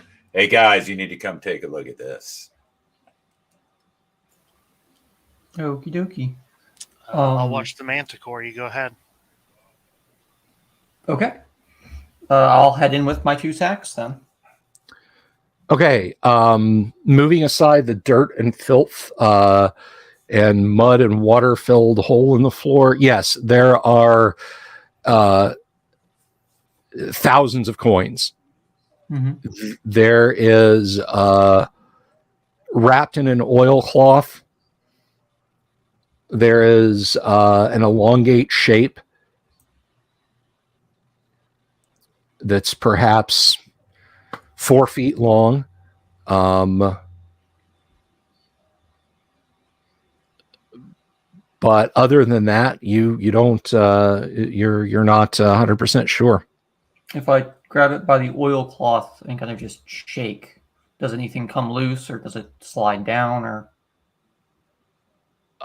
No, the oilcloth that's wrapped, it's tied, it's secured. Okay, can I unwrap it then? Yes, it is a long sword. Excellent.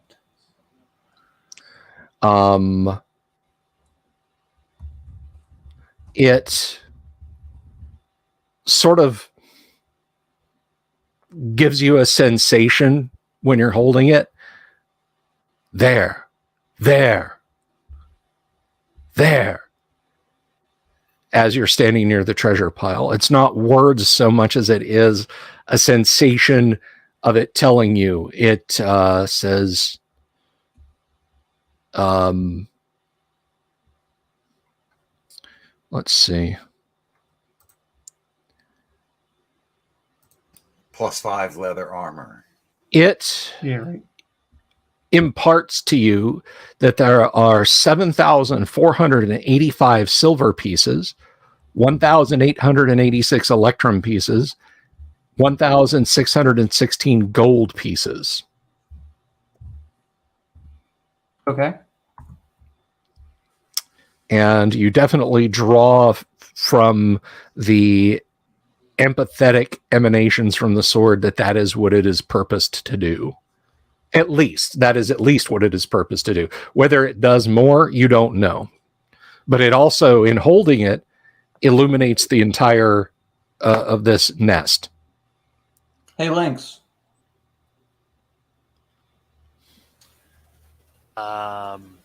What's up? I got something for you. You want to trade? Not really while I'm guarding this this Manticore, but what do you got?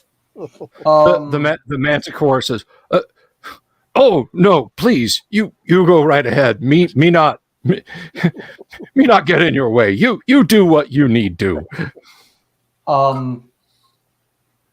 I got a magic treasure-seeking sword that's more your speed than mine.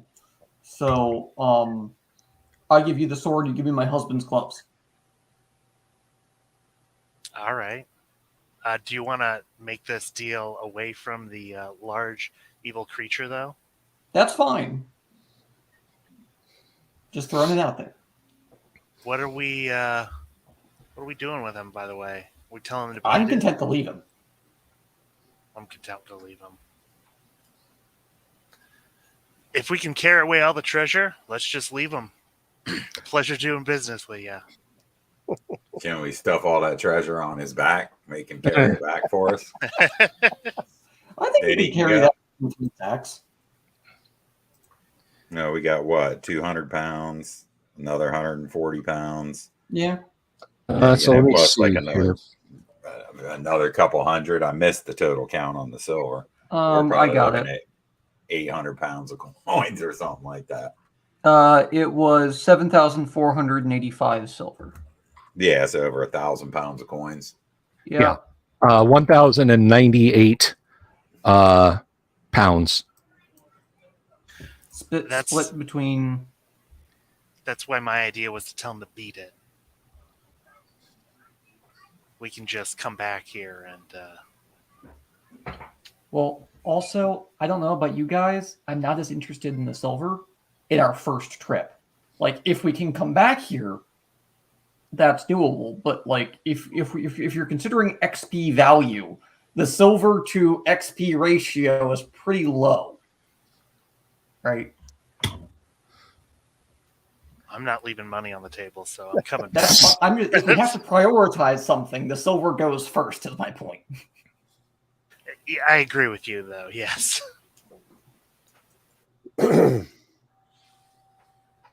So can we at least take the Electrum and the gold, DM, do you think? Hang on a second. Let's see what Mr. Calculator says. Much lighter. Basically, you're going from 1,000 pounds of coins to 200? Around 400 and change. That's doable with 4 men. Yeah, I think we can all look. Oh, you're I wasn't counting the wizard. Sorry. Yeah, of course you never count the wizard. I can't wait for him to kick my ass for that one day. It's going to be so great. So, in scraping up the coin, let's see. Yeah, but you can't do it till level 10. That's the thing, right? I got a long way to go. All right. Turgo. Yes. You find what looks like some kind of cow's bone, but it has been scrimshawed and plugged at one end with a cork tied off with twine, and the other one is simply corked. You are not sure what is in it, and that is what you find in the treasure pile as you're digging out the coins. Looks kind of wizardly and that sort of thing. Could be. Too. All right. Yeah, I'll point it out to our wizard. This might interest you if you want to have a look. Okay. Bejeebus is standing guard by the Manticore as well. So. Oh, okay. Okay. Yeah, he'll check it when we get back. Yeah. All right. That's what I'll say then. See, that's what I was going to say. I was just acting it out. Okay. So are you examining it now? No, I don't want to open it up or anything. Okay. He's outside, so I'll wait till I get outside and hand it to him. All right. So the Manticore is chastened. What do you guys intend to do with it? You have gotten the coins that you said you wanted out. The sword is very, very helpful at helping you divide the electrum from the silver. It would be nigh impossible. Yeah, you want to for bargaining DMs out there, if you want to screw with a party, put say 1,000 platinum of a dragon's hoard underneath 10,000 silver pieces. And then stir.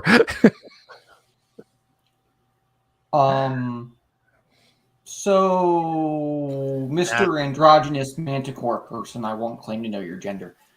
And I'm pretty sure that just went right over their head, which is kind of my point. How did you move all of this in here? Like 1 coin at a time, 2 coins at a time? Did you keister it? How'd you get it here? The Manticore just kind of looks at you, gives you the, Ben Davidson in Conan the Barbarian when the giant section of column falls on Thorgrim, and he just kind of. It came in with a snack that was mobile. Yeah, he doesn't seem to. That's fair. I tell you what, can we make one more deal? Okay. I give you a mule. Like yours, you can eat it. Sounds pretty good, right? Okay. You help us bring back the silver. You get a mule. You can go lick your wounds. We won't bother you. Okay. You don't come after our horses. We don't kill any more of your friends. We're good. Even. Yeah, he is does not seem at all happy about that, but you guys also have to drop on him because he's badly injured. I mean, at least I'm giving him a mule. I mean, you are, and I did modify for that accordingly. So, he's okay. Cool. And his dim intellect doesn't recognize that, after a couple of weeks rest, he can go kill and get more treasure. But anyway. Or try to kill us. Hey.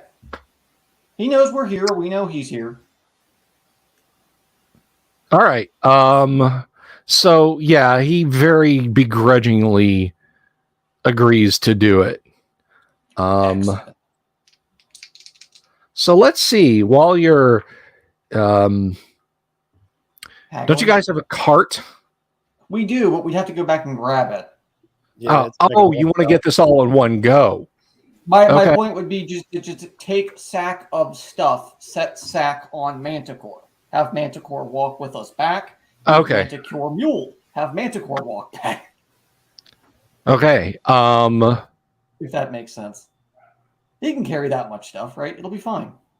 Yes, it does take a couple more hours. It's getting on towards late afternoon. The sun is kind of dipping towards the treetops. You're not quite at the solstice just yet. So it's getting dim in the afternoon when you arrive back.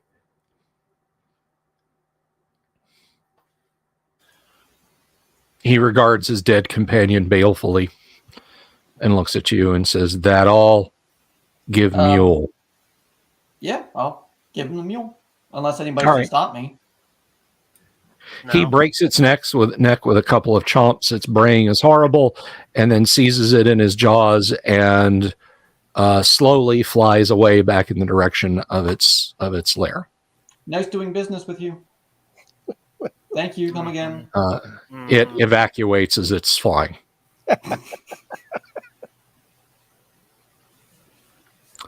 Okay.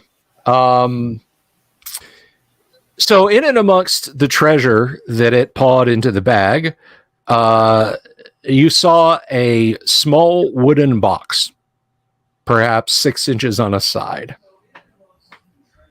Did that appear to be locked? You don't know. The outside is covered with elaborate symbols and gold leaf. It has a deck of playing cards in it. Any making out those symbols? Do they just look like random, kind of stylized things, or is it some sort of? It just looks decorative. Okay. I mean, if you want to open it, I have such sites I can show you, but it's up to you.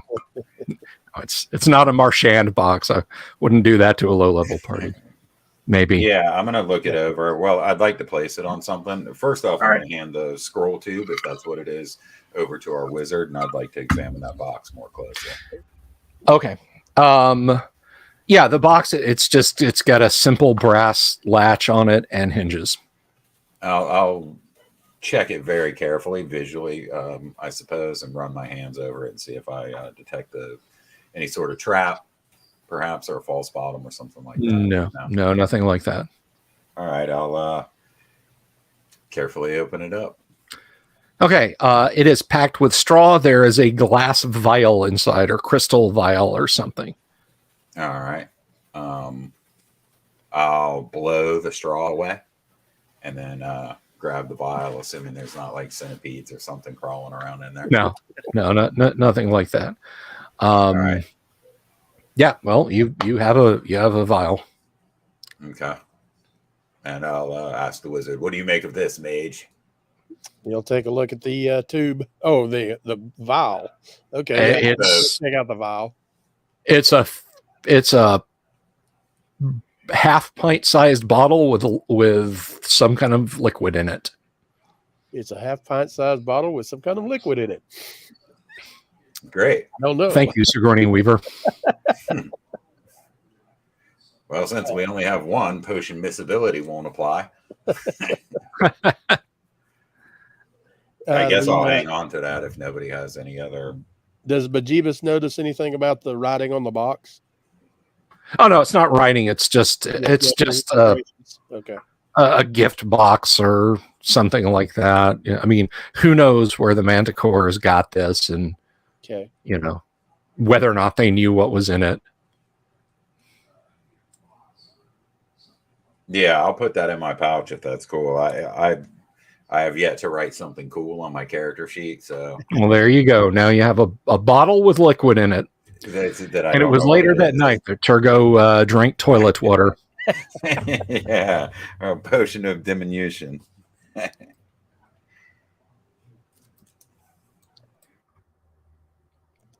Can Bejeebus take a look at that tube now? Yes, you can. It is a tube, as described. It's scrimshawed with, interestingly enough, despite the fact that you're many, many miles from the sea, nautical designs. Huh. Is it sealed or is it just tied off? Well, the bottom has a cork in it, and it's the cork appears to be held in place with some fiendishly clever knotted twine. The top just has a cork that's driven very hard into it. Okay. I guess can I step outside just in case something happens and take a look out? I don't want to blow the roof off the building. And pop the cork on the thing. Okay, yeah, you pop the cork. There are 2 pieces of rolled up vellum in the tube. Oh. Okay, I'll fish them out gently and see what's on them. The first is adorned with holy symbols of Xanye. Appears to be a clerical scroll of some kind, perhaps. The other one, though, is a rather lengthy treatise on papyrus in the hand of some unknown magic user. It is several magic user spells. Yeah, excellent. Okay, I guess I'll give the priestly scroll to Valoric to let him take a look at it. And He says, a scroll of command. oh, okay, excellent. I'm talking to myself. Yeah, well, okay, then I guess I'll bring those back in and let everybody know what we've got. all right. Can you investigate the sword as well? Don't have identify yet, but I will Okay. take a look at it.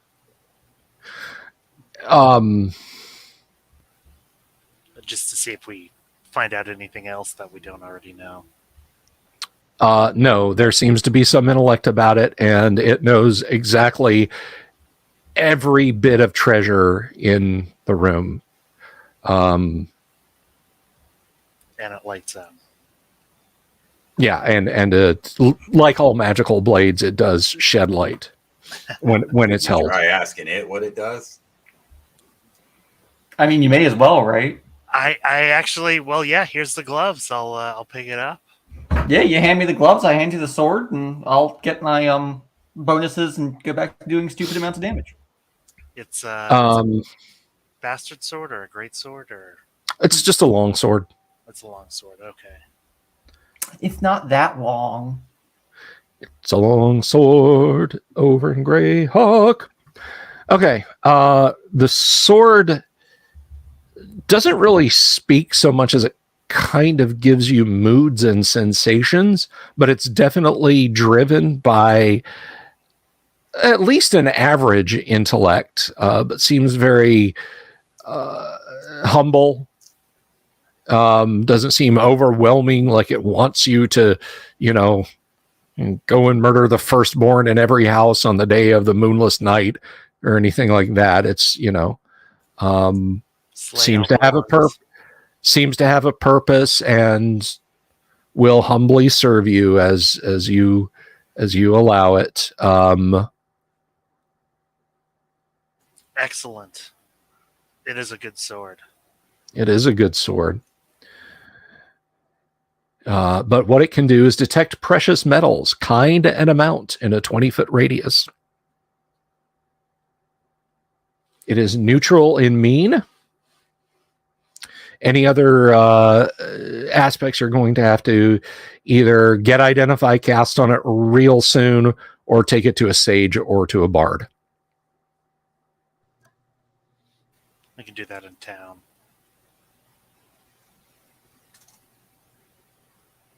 Okay. Is Bejeebus going to read the magic user scroll?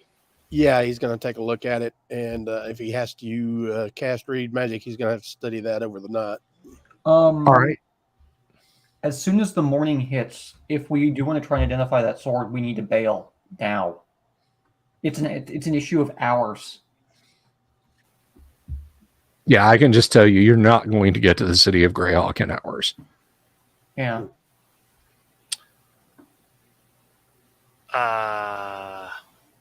An issue of hours to identify the sword. Yes, identify must be cast within a certain window, or else, again, you have to take the item to a sage or to a bard to... Oh, okay. Yeah, I was figuring we can eventually get back to the city and just take it to a sage there, right? Right. If we're not going to make it now, why rush?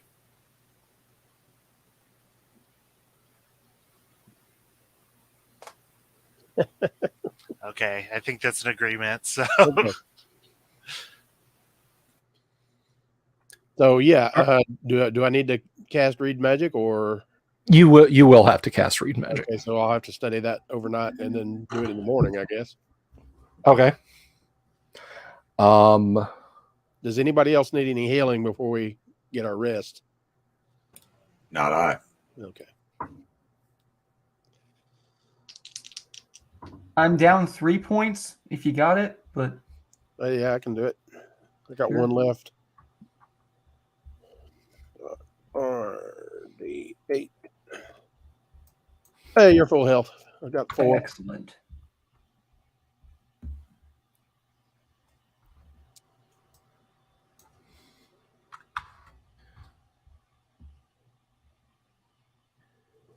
All right, let's see. The men-at-arms, by the way, have skinned the hide off of the Manticore and removed its head. Its body isn't fit for eating, so they ask what they should do with that. Are any of the tail spikes still there? Yes. Can we It did remove not them? fire its tail spikes. There are 6 they're iron. They're like produced by the Manticore, but they are made of iron. Manticore poops iron. Okay. No, Manticore poops poop. Manticore fires iron. Yeah, Bejeebus will hang on to those. Okay. I mean, they might be useful. dig a pit and throw it in or burn it. Either No, way, I get mean, like, rid you of can it. sell them as curios. Oh no, the body. The men-at-arms were asking about the body. Keep the spikes or whatever mementos you want, guys.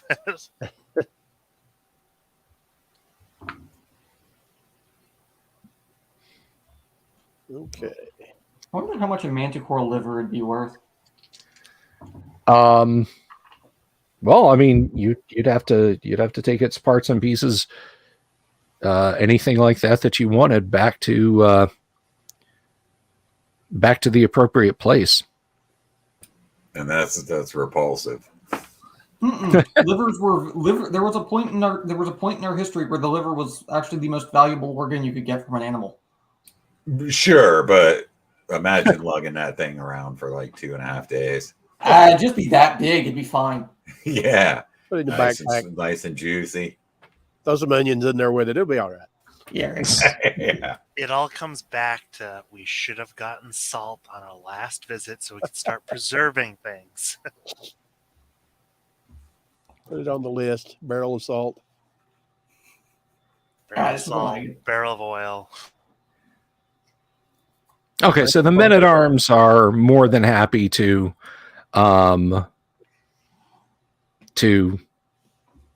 make amends for their cowardice and do whatever it is you want done.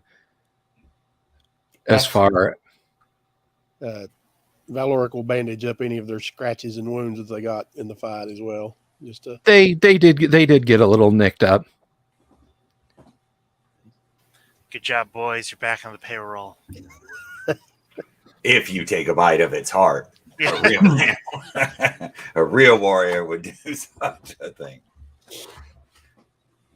Yeah, I don't think they've already got a cast iron pan.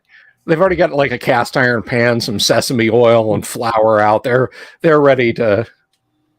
They're ready to grill it right up.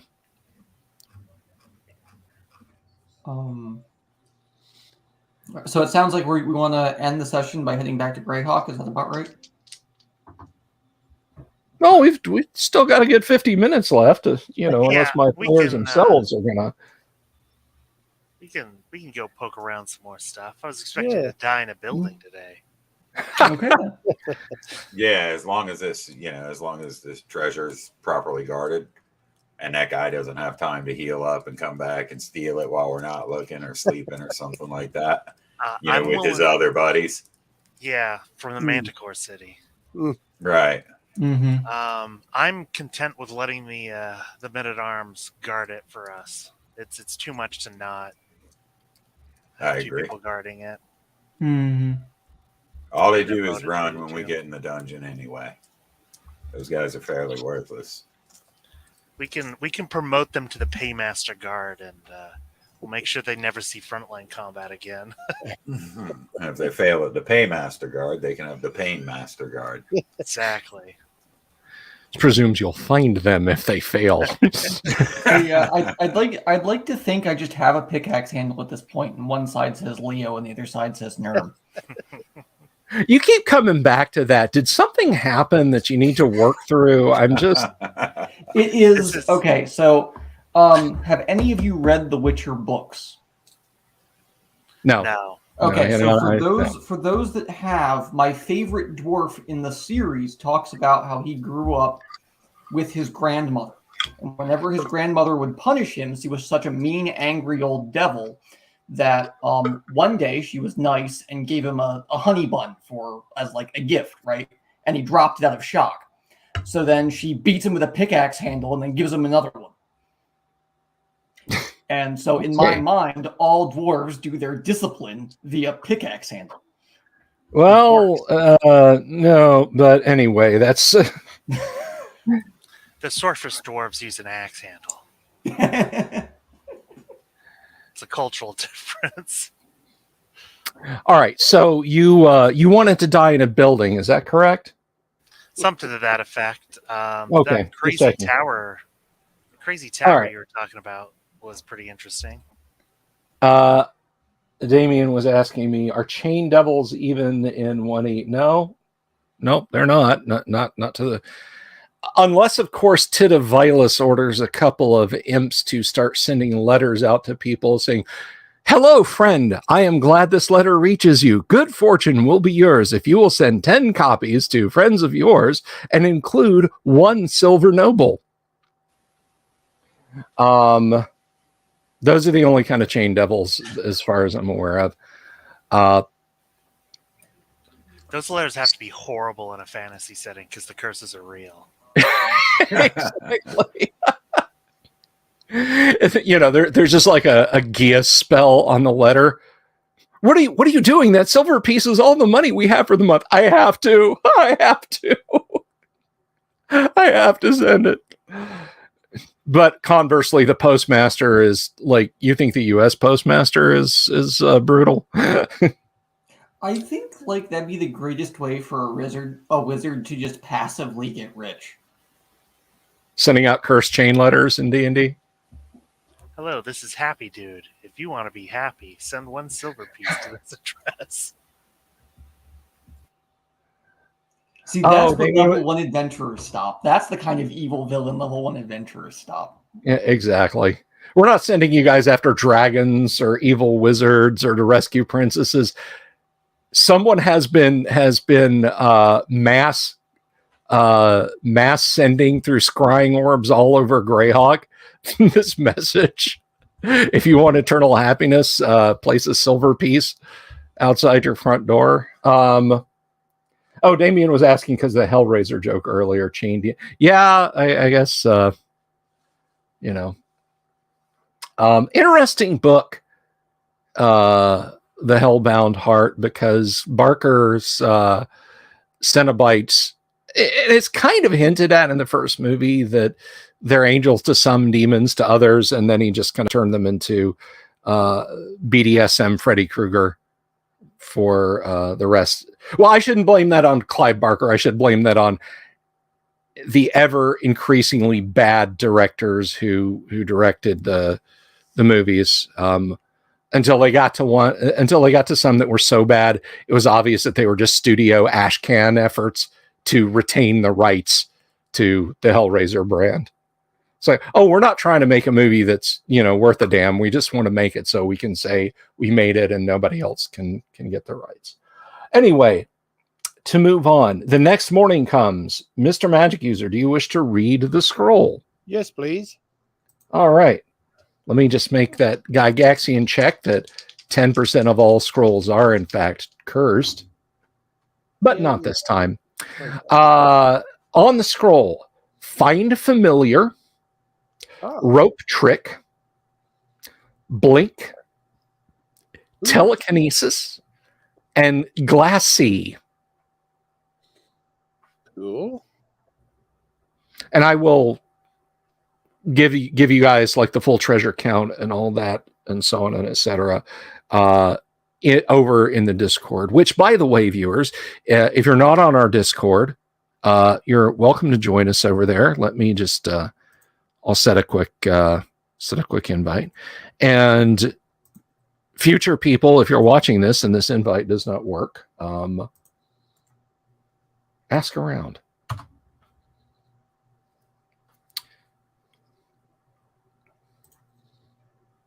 Right there. So next morning, are you going on to the castle? I want to restock my arrows from some of the stuff on the cart. So I'm Sure. going to take 10 of those arrows. I'm just going to note that on my sheet because Mark had given us this sheet, the party sheet on the cart. Yeah, just mark it as that. I haven't put together a universal sheet yet. Yeah, and I'd like to take a flask of oil too, assuming I thought there was one of those. Yeah, there's one of those. So I'd like to take that as well. See if I can torch the wizard and the cleric this time. I missed last time.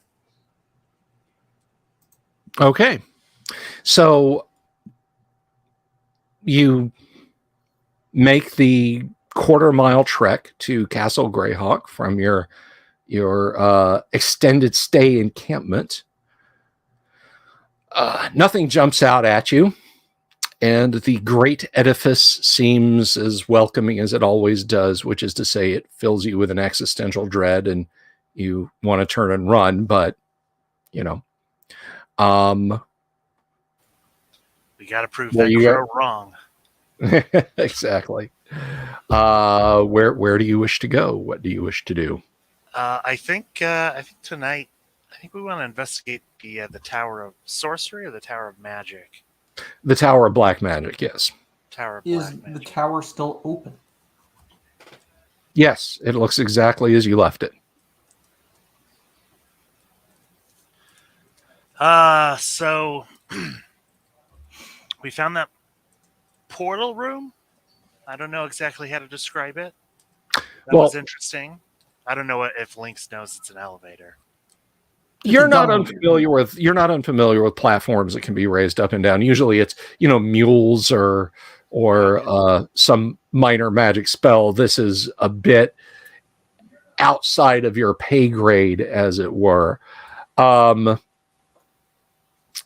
will point out, so are you just talking about it, or are you going to the tower now?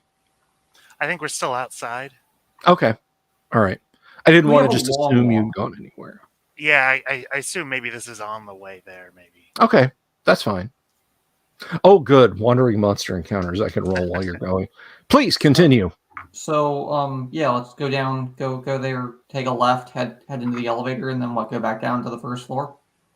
Before more Manticore show up? Okay. Yeah.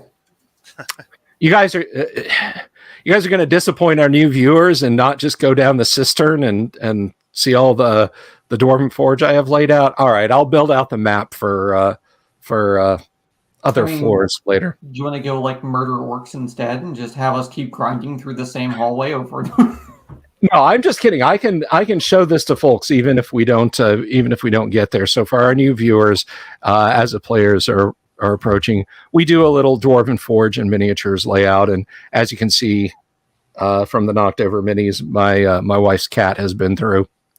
But the black cloths, of course, are areas that they don't know the contents of or have not previously explored, and then there's kind of a layout. But anyway, you folks do what you want to as far as where you want to go and what you want to do. Yeah, I think we want to investigate the tower because we'll be getting Mark's character again next week or something. Okay. Yeah, and we didn't get a real good look down there. You guys shut the door behind me and push me in, shut the door behind me. That was the dwarf. He did something. I don't know. Yeah, figures. Damon's asking if this is the same tower with the Iron Lady. No, it is not. This is that was the tower at the 3 o'clock position. They are at the tower at the 12 o'clock position. Isn't that the Tower of London, Margaret Thatcher? I do like to call back to the 80s there, though. Just remember, guys, So, whatever yes. we do, we don't go right. Do not turn right. You Well, are you went right last time. Did you see anything in there? he went right last time and came back just Wrong. a few heartbeats later. Correct. Yeah, he was probably just having withdrawals. Just don't go right. Okay, so there's the door. It's open. It's All right, and so then we see a room with a desk and a chair that we stole. And then there is the setting before you is identical as to what it was when you first went in there before. The artificial plant is back in place. The very cheap looking chair made of strange curved bent metal is sitting there. There is no longer a standee of parchment flyers, but rather a sign that looks, you're not sure if it's printed on stiff paper or thin wood, but it says, "Welcome to Castle Greyhawk. You'll never leave."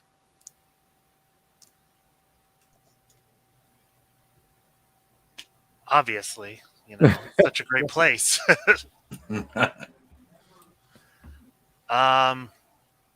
Yeah, that is strange that everything is back to where it is. And now you see why previous characters burned down the zombie house. It died with an awful sound. There's not a smell of Kalitas in there, is there? No. I would prop the door back open with the chair, since the chair seems to have reemerged. The door was already open. You didn't have to open it. It's paranoia. That's fine.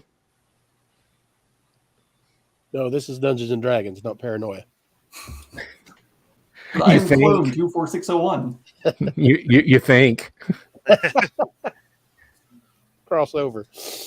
that is a fun thing you can get away with one time if you're new to DMing and you're in the audience, is to do the ultimate fake out, is to run a game in one genre and then the characters fall through a hole in reality and realize this was virtual reality or a simulation or whatever all along, and now they're in a sci-fi universe. But I wouldn't do that to y'all. Probably.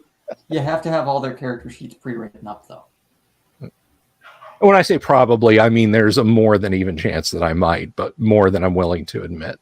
All right, so you have two hallways. One curves around to the right, one curves around to the left. Which way do you wish to go?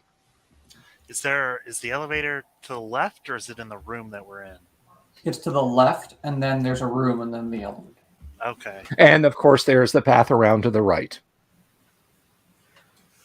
Hey, Let's check out that right. Sounds good to me. Yeah. We went last time, and it was a pretty weird thing. Let's go right.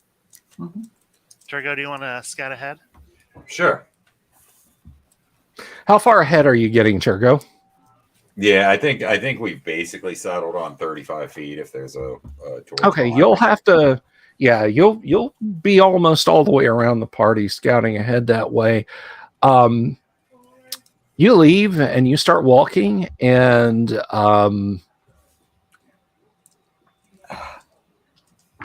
give me a saving throw versus spells. Well, I know that other die doesn't roll high, so let's see how this does. That's a 12. That's going to be a miss. You can't even see that die. That sucks. Yeah. So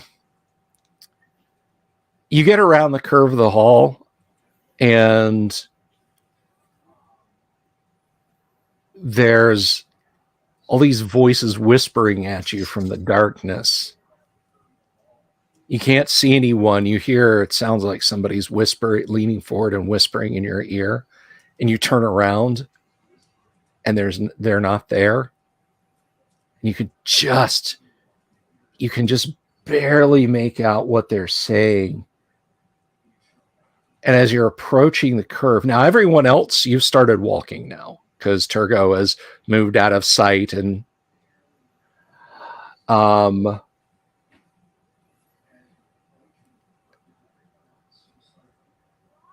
finally, Turgo,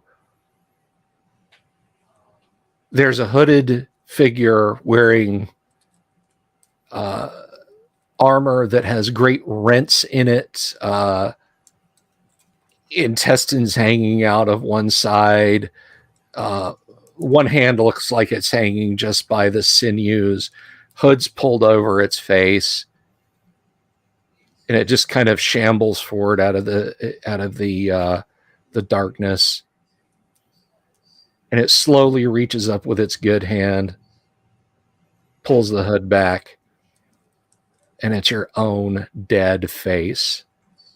And the specter says to you, "They abandoned you and left you here to die." I'm used to it, apparition. Is what you would say if you weren't terrified beyond the capacity for rational thought. That's what I the thought. Rest of you, as you're starting to walk around,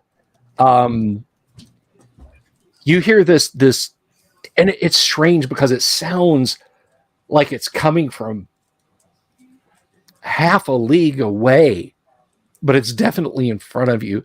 You hear this wail of despair and absolute terror. And Turgo turns and sprints past you all. And this is why I said don't go right. No one listens to the dwarf. Turgo, let's see. Let me see. You just said don't go right. You didn't say what you saw, actually. I shouldn't have to give a lie. Something priest, something word is gospel. Let me see here. Just think of the treasure pile on the right side, though. You know it's big.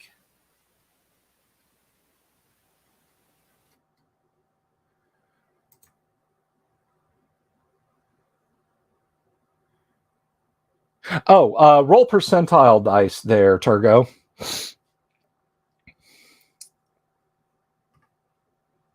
Doomsword's gonna drop my. That would be a 65.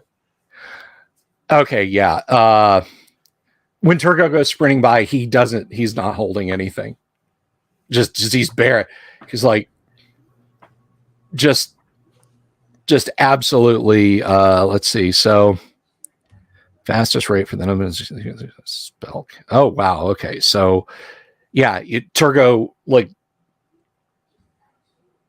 is bolting across the courtyard. He is not stopping. You guys doing anything? Thank God the men-at-arms weren't here to see him.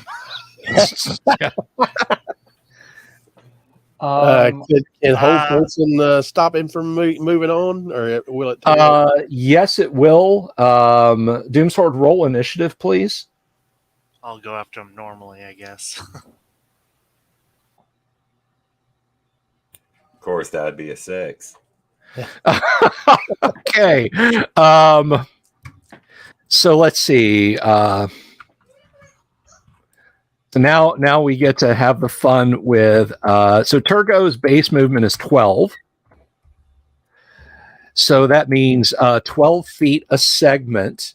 Your 3 segments. Hold person takes 5 segments. 8 segments. 8 times 12. You just about get to the gate. Range of hold person is 60 yards out of doors. So you guys want to talk about just barely making it. I mean, literally just barely making it. If he was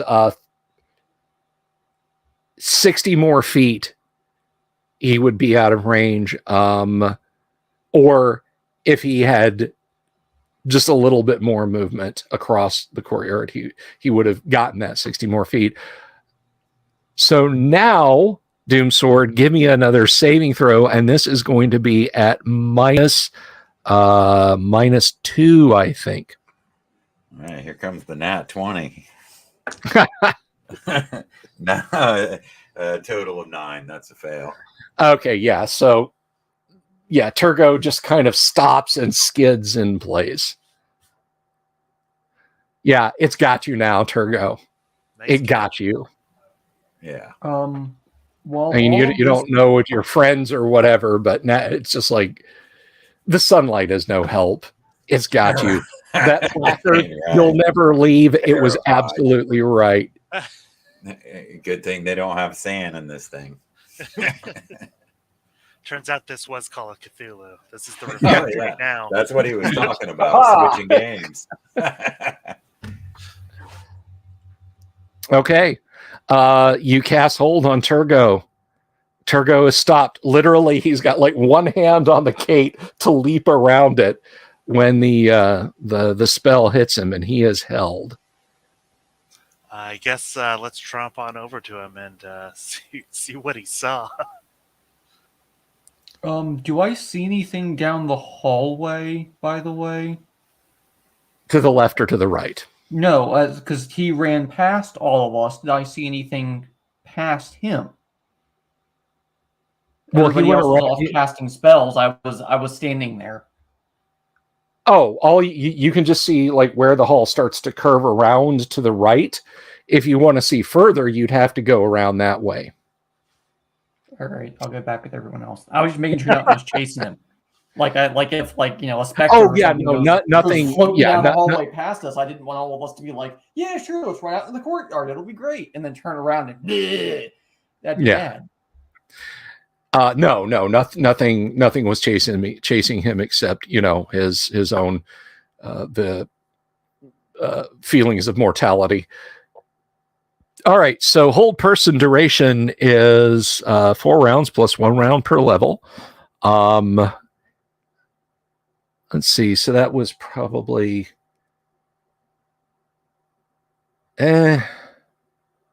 less than a round. So you've got Turgo there. His face is frozen with fear, eyes wide open, which is really unfortunate because it's very cold and there's wind. So his eyes are drying out. Yeah. Can we tie him up to keep him from taking off when the spell ends? Sure. I mean, what you guys want to do with Turgo at this point is entirely up to you. Just tie his bootlaces together. He'll be fine.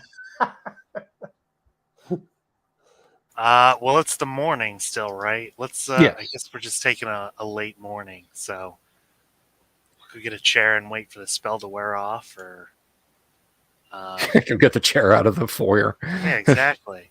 We're gonna get a whole set. It's the same awful construction. I mean, we've all sat in moderately crappy motel lobby areas and these things before. So, I mean, in person, not in character. All right. So some time passes. Doomsword, Turgo feels that seized up feeling all over his body leave. The terror stays, and you're tied down, and you're still in the castle. So that's when the screaming starts. Is there anything else you'd like to do other than thrash and scream? Nah, just scream. Which I'll save everybody the role playing of at the moment. Okay. Well, yeah. Go ahead. If he's still screaming in 4 hours, I can cast Remove Fear. Oh no! It's not that long. Finally, Turgo, you feel like that awful fear sensation is finally leaving you. You finally realize that whatever it was you saw, it can't harm you now anyway. Your fear was very real, but the fear has abated. Fear is the mind killer. Unless you're playing in My Castle Greyhawk, and then it's also the character killer. But do I recall what caused me to feel such fright? Oh yes, entirely and completely. It will not leave you. Right. When you close your eyes, that's what you'll see. Back to the living, Turgo. What went on back there? It was terrifying, wholly terrifying. There's powerful sorcery down that hall. I shan't return, not without a powerful wizard. Yeah, well, most of the things that you have to say don't make a whole lot of sense. So some proof would have been nice. Forgive us for verifying. Okay. So there's Turgo. He's catching his breath. You're taking a knee. You realize, what weapon would Turgo have been holding? Crossbow or sword? Yeah, he would have been holding the sword. Which you dropped. Yeah, it's you like dropped it and ran. So, right. As you guys are having this discussion, the chains that go into the cistern are clinking. That's Turgo. That's a little unsettling, but pull and understand this is across the courtyard from you. This is not some ambush, but as you are alerted by that sound, crawling up out of the pit, you see three manes. They're foul saliva dripping down their chins. One of them raises a claw and just kind of points it, and they all sort of begin to shuffle forward, their razor sharp hands outstretched. Just for clarification, I see this too, right? Yeah. Okay. Everybody can see this, right? Valoric, Bejeebus, what are you doing, James? Fishing out a vial of holy water, and I guess Bejeebus is drawing his longsword. Okay, Sir Outlier. I'm going to cheer because there's nothing I can do. Lynx the Fighter. Aha, I have a magic sword today. Okay. And finally, Turgo. Yeah, I'll draw some. I'll draw a silver arrow in the bow in the off chance it has some sort of effect. Okay. Kind of reminded of that scene in Aliens. What the hell are we supposed to use? Harsh language? Okay. Yeah. They're sort of squinting and shambling across. None of you are close enough to melee in the get-go here. So why don't we roll initiative? Unless Turgo wishes... I'm sorry, not Turgo. Unless Lynx wishes to charge with a capital C.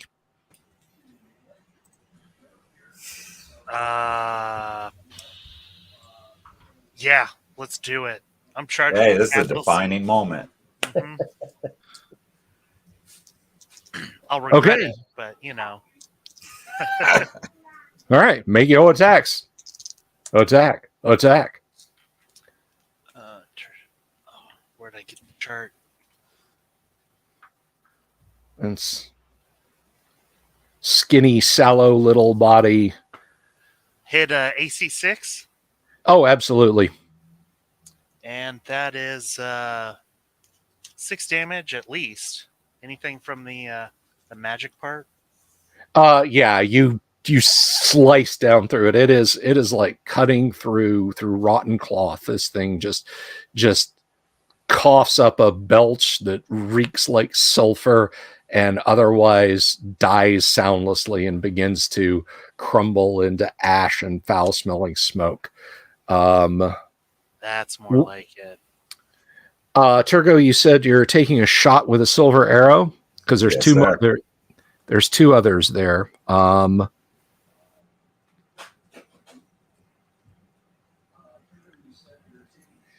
go ahead and take your shot. That would be AC 6. Okay, it slams home into one of them. And is Bejeebus throwing the holy water? Or Valoric, rather. Valoric is, yes. One moment here. The dice roller back up. RD20. Ooh, a 16. That will hit. What was the damage on that again? Holy water is it 2 to 8? Making me look that up. Let's see.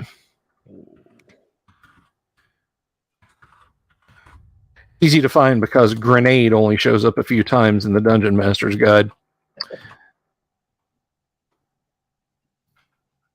All right. Water, holy. 2 to 7. 2 to 7. So 1d6 plus 1. Plus 1. So. 6. Oh, a total of 6 points. Okay, yeah. You burn it badly, and it's like it's like pouring acid on parchment, and you're right at the well. Actually, let me roll here because on a 1 to 5, yeah, you do not you do not slam a glass bottle into the back of Lynx's head. But yeah, it's like pouring tanning acid onto parchment. It just kind of melts away the front of its torso, and you can kind of see its corrupt black organs sort of pulsating there, and it screams in pain. All right, so that's what you guys are doing, and this is what they're going to do. What is? Oh, that's a miss anyway. But remind me, what is Lynx's armor class? 2 right now. Okay. So that one missed, and you did take 1 claw attack. It does slap at you as it's like with a giant dissolved spot in the middle of it, and you take a whopping 1 point of damage. All right.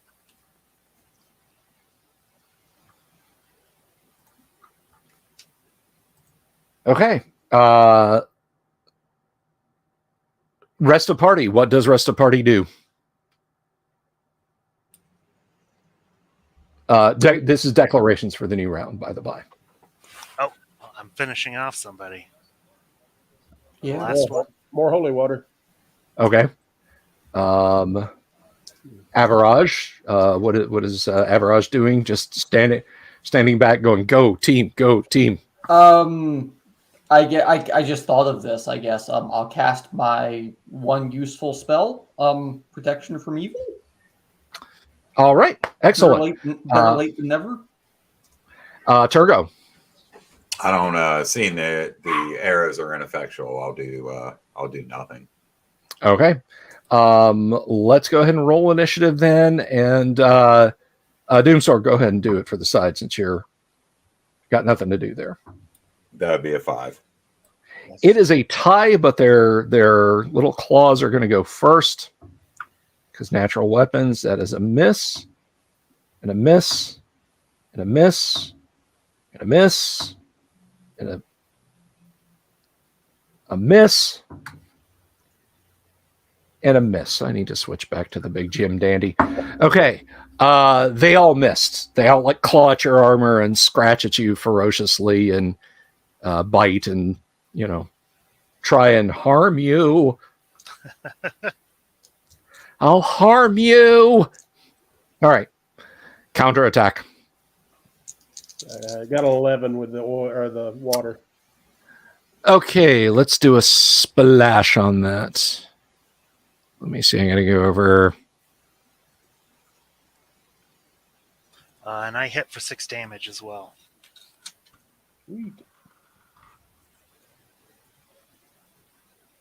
Okay, so the holy water landed 5 feet short on the right and did not get any on there. 6 with your hit obliterates another one.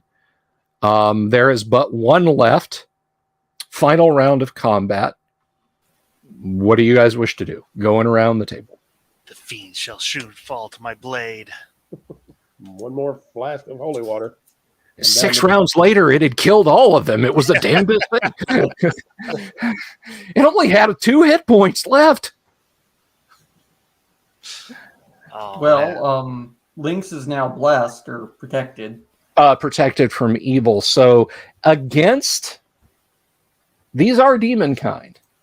So against demon kind, hang on a second. Yeah, This is going to be interesting. That's what made the reversal so interesting. Was we could have killed it, but just killed us all. I guess I'll start casting Cure Light Wounds. Yeah, it is basically, it is being driven back now by the protection from evil. It can do nothing. It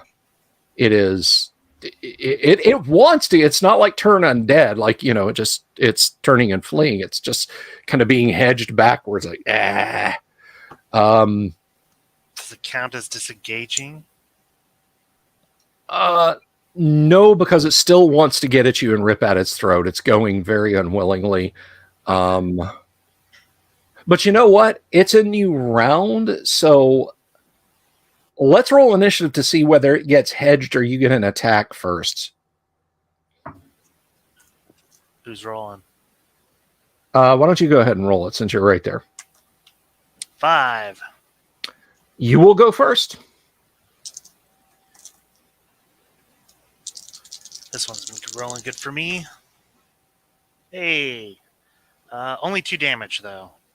That is sufficient. You just kind of stick the sword point in its heart, and it pumps out steaming black ichor that's probably its blood, and then it falls over dead and proceeds to melt into smoke and ash that causes you to gag and almost vomit. Just like an 80s movie. Yeah, we're one generic heavy metal album short of being a canon movies production here, guys. All right, so you're curing. Yeah. So you're curing light wounds on Lynx. Sure. All right, roll it. You're healed. Because you got more what, than 8? 2. Yeah. Yeah, it's more than 2. I rolled an 8. Awesome. Okay. See, Turgo, we've slain the evil here. Well, now that Yes, that's right. That was the last of the evil things in Castle Greyhawk. Congratulations. We go back heroes. You need to go kill that one in the basement that nearly killed me the first time around. I mean, we could. It appears you have a nice sword there, and maybe there's some treasure involved. Are there any cracks in the floor above it that we could pour holy water on top of its head?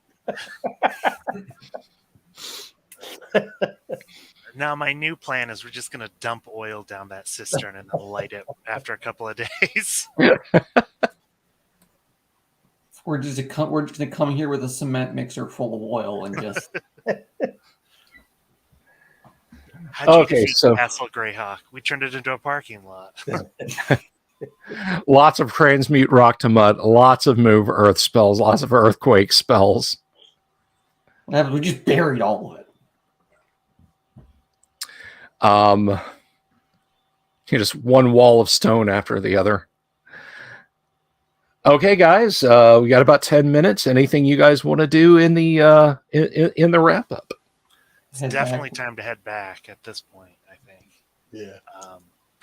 And I think we need to go back to the city at this point. We actually have some cash now. While you're still buffed, do you want to go kill the main in the basement? Can we get there in time? That's like on the outskirts, right? That's right here. No, it's right. It's over there. It's like at the 10 o'clock position. It is closer to the cistern than the Tower of Black Magic is. It's time to kill a 4th one. You've got 10. You've got 10 rounds of it. So. Yeah, and that was 2 rounds. So you got 8 more minutes. If you jog and kind of force your way down in there, you might be able to do it. I'm full health. Let's go. I'm gonna. This is when your dwarf closes the rubble behind me or something. No, I'm just gonna put on my little pointy hat and go, have fun storming the castle. Thanks, Billy. All right, so you can get over there in like a round of moving at a dead run. That gives you 5 more rounds. We'll say another couple of rounds because you don't want to take an eye out on a nail that might be hanging down, and squatting in the middle of a circle of protection in the uttermost basement, this thing, and it hops up and hisses at you when it sees you and immediately begins backing away to the edge of its circle of protection, or summoning circle, as you move forward. Now, it will be able to attack you back. Okay. If you move into where it can't retreat from. But it will be at significant minuses. So there's no way for me to attack it without it getting an attack back? No. All right, then I'm going to charge with a capital C. That was less than a turn ago, and you don't have the room in here anyway. I'm going to charge with the lowercase c. All right. So let's roll initiative because I'm pretty sure I know what it wants to do to you. I got a good idea, too. I got a 4, though. You will go first. I hit AC 4. Yeah, that's a hit. For 5 Yes. damage. Okay. That is enough to destroy it. It dissipates and vanishes. I defeated Nice. the undead house. You did what we could not. All right. Is there anything down here that we could scrounge around and take away from the place? We didn't Now check. that the main is gone? No bits of rubble. I mean, that's what you can see. Can we search? Sure, if you want to. You will conveniently enough spend the next 7 minutes searching the ruins.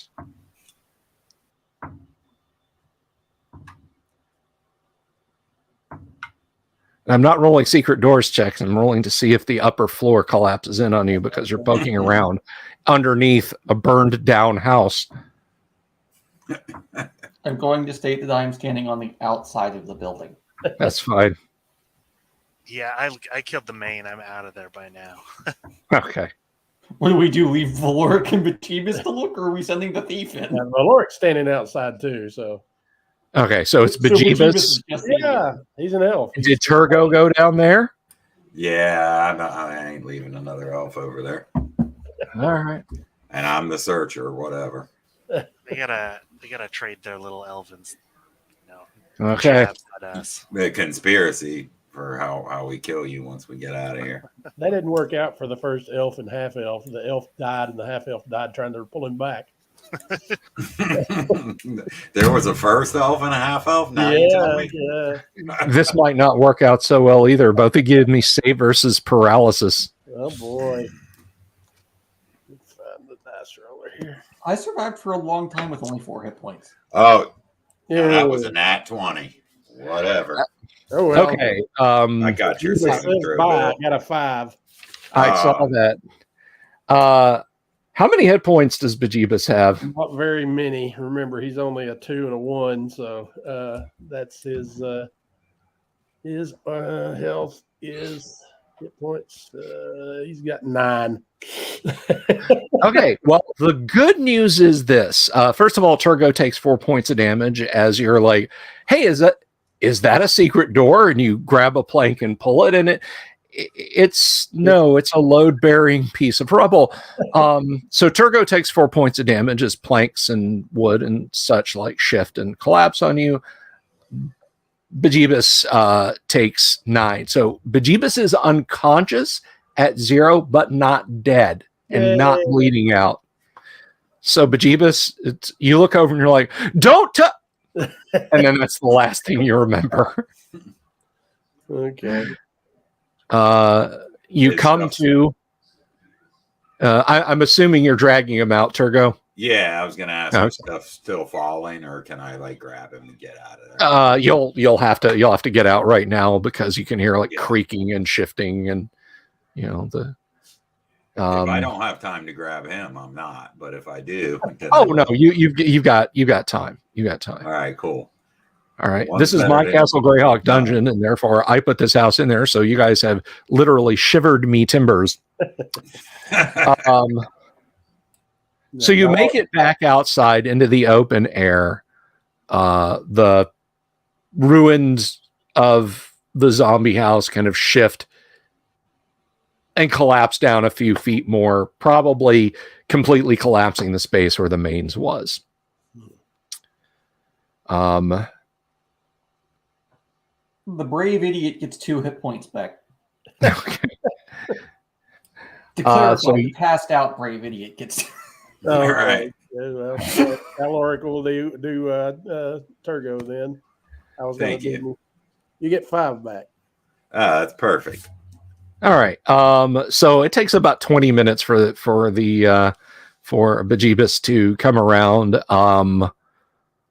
And yeah, you know, you're got a nasty gash on your scalp and bruises all over your shoulders and head. But you guys survived a foray into Castle Greyhawk. Yay. Once more. I think we made more from that Manticore encounter than we have actually going into Castle Greyhawk. Yep. Told you. We gotta go to the Crystal Mists or something like that. Just start taking out dragons. I can facilitate that. You know, I heard there was this great little place called Hamlet, and it has, you know, a whole lot of adventure. I heard a lot about the temple there. It's supposed to be really good. No. Sir Robilar has looted that temple. That temple is closed for business. I ain't running T1 to 4. All right. So that about does it for this week. For our audience, I hope you guys enjoy it. For our players, I hope you enjoyed it. Now, tomorrow night, I believe Kyle will be back. We'll just kind of BS and banter around and have a generally good time. Thursday, no live stream Thursday. I may do like just kind of an impromptu thing late for Thursday evening, but we'll have to see. Friday, no live stream Friday because the GUOGC is on, which is also why on Thursday. But next Monday, we're back to our normal broadcast schedule. And next Tuesday, for those of you who came here just to watch these guys challenge Castle Greyhawk, they'll be back. Hopefully Mark will be back, and we might have another player joining us. Awesome. We might. So on behalf of my lovely gaming group here, I would like to say thank you all very much for coming out this evening. On behalf of myself, thank you very much. Please consider clicking the subscribe button and the bell icon for notification. If you liked this live stream, give it a thumbs up. If you didn't, I completely understand, and you want to be like, hey, higher quality, bud. Feel free to leave a comment below. Our Discord is linked there on the screen. And thank you all very much, and have an absolutely fantastic night. Peace out.